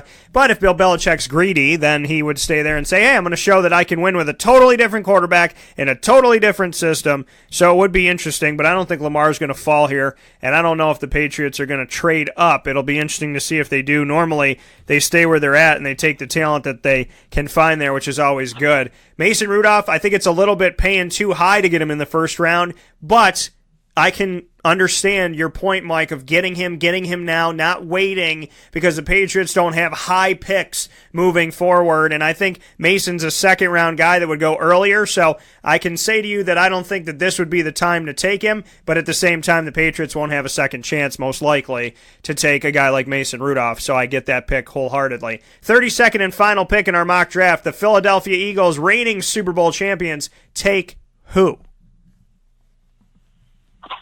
Yeah, I think this is a pick that the Philadelphia Eagles would love to see a Sony Michel drop this far. They'd love to see a Darius Geis drop this far. I mean, the Eagles could even trade down. I mean, the Seahawks don't pick again until after the first round at 120, so there's a potential trade partner there. But I think the target is definitely a running back. Jay Ajayi is going to be an pending free agent 2019, and his durability is in question. So I think they need to complement what they have in-house now. They have some talent. They just have some question marks. A Corey Clement, a Donnell Pumphrey. These guys haven't been able to stay on the field. They look effective when they're on the field, but just like Jay Ajayi and Wendell Smallwood, all these guys have been dinged up and banged up. I think they go with the most obvious available pick who can complement what they have now. You would like to see, again, a Sony Michel or a Darius Geis. I've even thought of a Ronald Jones at USC or a Nick Chubb here, but I got to go with Rashad Penny. Rashad Penny, the San Diego Aztec. This is a guy who all he did in 2017 was lead the nation with over 2,000 rushing yards. Now, I know what you're saying, San Diego State. San Diego State, that's not a big school. Marshall Faulk came out of San Diego State. Yeah. This is Marshall Faulk Jr. You have to snap this guy up, Rashad Penny. It's interesting because I don't buy into the Philadelphia Eagles needing a running back right now just because of the fact that they have talent, and I really, really like their undrafted rookie that they had, Corey Clements, who did a great job out of Wisconsin, and in the Super Bowl was phenomenal. I think that the 1-2 punch with him and Jay Ajayi is good. I understand the future you have to look for, but I don't see the Super Bowl champions going for a running back in this moment at this time. I think that, people might say there's not a lot of depth at running back, but I think that there's guys that you could get later on here in the draft and you can make it happen from there. I don't know I don't know if they have to go to that point right now. I wouldn't with the guys that I currently have. I would look at some other positions that maybe I could get better in. Maybe I could boost myself up in a little bit, and maybe I take a flyer at the end of the first round and I say, you know what? He fell all the way to me. Nobody drafted him. Arguably, he could be like in the 17th overall or right there in the middle. If I'm the Philadelphia Eagles, I don't need him, but it's great to have him. I'm going to take Calvin Ridley and make him the 32nd and final pick of the first round when people thought, oh my God, is this guy going to drop out of the first round? I'm taking Calvin Ridley. Mike's taking Rashad Penny, running back, and that is our mock draft for 2018. Mike, this was a lot of fun. Any other notes that you have on the draft before we round up everything here? No, it should be exciting. Look for me on TV. There's a great chance I'm going to be there. I managed to score some excellent passes to go to Jacksonville tonight. I'll be in Jacksonville, so where I'm going to be positioned is I'm not going to be in the war room or nothing like that, but I'm definitely up in the front and backstage. So I'm looking forward to it. It's going to be an excellent time. And go to HallOfFameFantasyFootball.com. Right now I have my pre-draft list up there before these rookies have landed on these teams. And then I'm also going to have the post-draft rookie list up there as we get geared up for the next season, 2018, here in fantasy football. And again, that's HallOfFameFantasyFootball.com.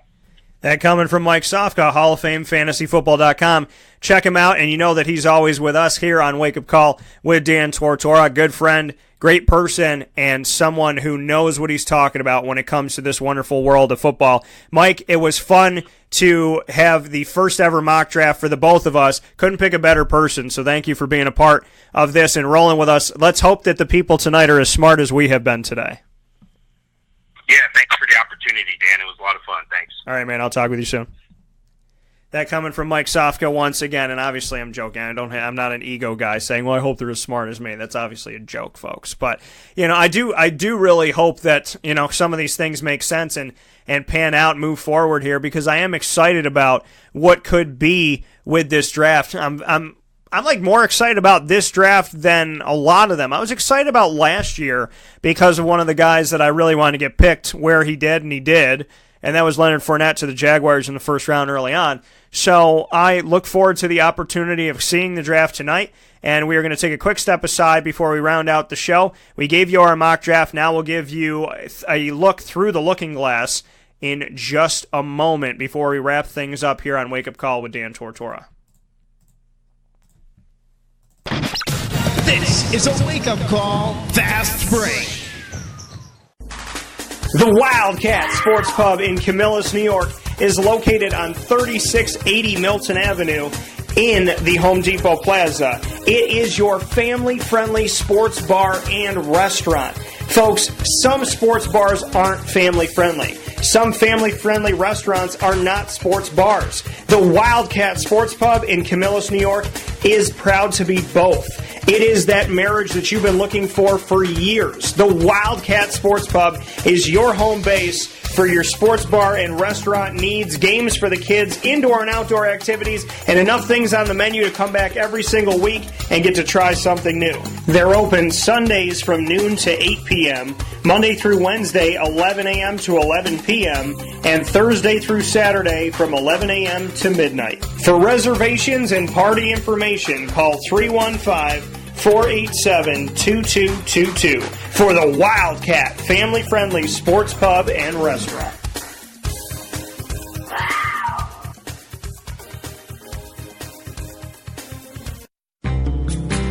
The Penn and Trophy Center on 111 East Willow Street in Syracuse, New York has been making memories for Central New York for over 60 years. It has the trophies for your teams, and when you walk in there, it's so much more than just that. When you walk into the Penn and Trophy Center, you are immersed in the reality that anything can be customized, anything can be engraved, whether it's for your anniversary, your wedding, your bar mitzvah, your birthday party, whatever you want to do with that memory, that watch from grandpa, or that bracelet from mom, or that wedding ring that's been passed down through your family. If you want to get something engraved with a memory to last a lifetime, the Penn and Trophy Center, 111 East Willow Street in Syracuse, New York, where memories are made and where memories last a lifetime.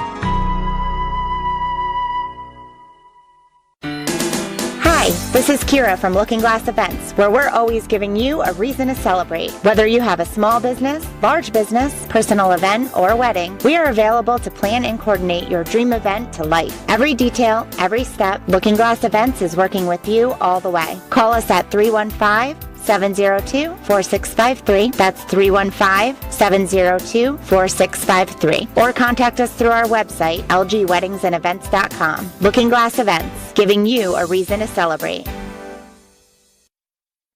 Welcome back here to Wake Up Call with Dan Tortora on wakeupcalldt.com, your one-stop sports shop, and on mixlr.com/wakeupcalldt. Without further ado, it is time to take a deeper look at a trending topic. And what other trending topic could it be than Avengers Infinity War, folks? Avengers Infinity War, the countdown clock is on superpowerpop.com. Click on the episode archive, and you will see the countdown clock for Syracuse in central New York. I wanted to bring it as close to home as I possibly could, so our countdown clock is on, and it is happening, and it's currently, I'll check it for you right now and tell you where it's at. The countdown clock is, let's see where we're at here. It is currently at, go to superpowerpop.com, click on episode archive, like I said. It is at 7 hours, 39 minutes, and just a few seconds. We are less than 8 hours from everything about to come to a screeching halt and change to come inside of the Marvel Cinematic Universe, folks. We are through the looking glass. And deeper look at a trending topic proudly brought to you by Looking Glass Events is right here with the Avengers. It is a time, folks, where times are changing. Thanos is here. Hulk, Black Widow, maybe Hawkeye, Ant-Man, the Wasp, Spider-Man, Iron Man, Thor, Black Panther, Okoye. The excitement, Vision, Doctor Strange is here. How can you take on any other deeper look at a trending topic than the fact that Avengers Infinity War is on its way? The countdown clock is on superpowerpop.com. Back and make sure that you go to episode archive and check this out. At this moment live, we are under 7 hours and 40 minutes from everything changing in the MCU.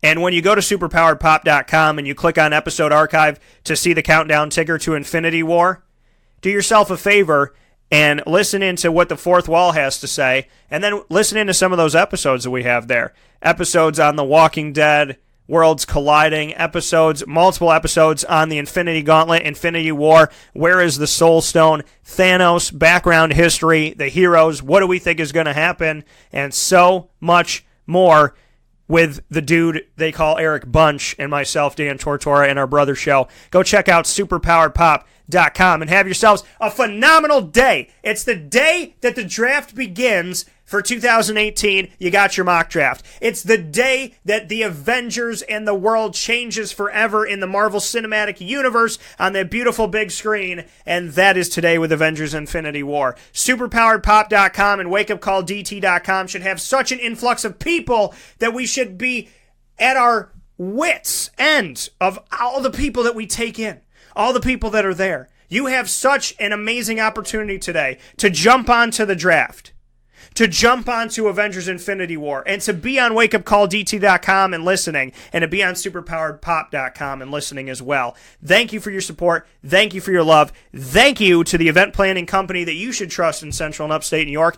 Call them now, 315-702-4653.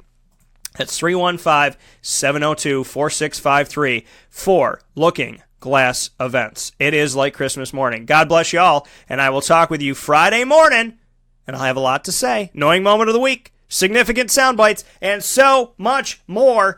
I'm ecstatic, folks. Let's have some fun, and I'll be able to talk with you after Avengers and after the first round of the draft. Let's see what we got right. Let's see what we know. I predicted on both sides of this thing. and I am more than excited. God bless you all. Have a phenomenal day. Find us on Facebook at WakeUpCallDT, at CallDT on Twitter, and on Instagram at WakeUpCall_DT.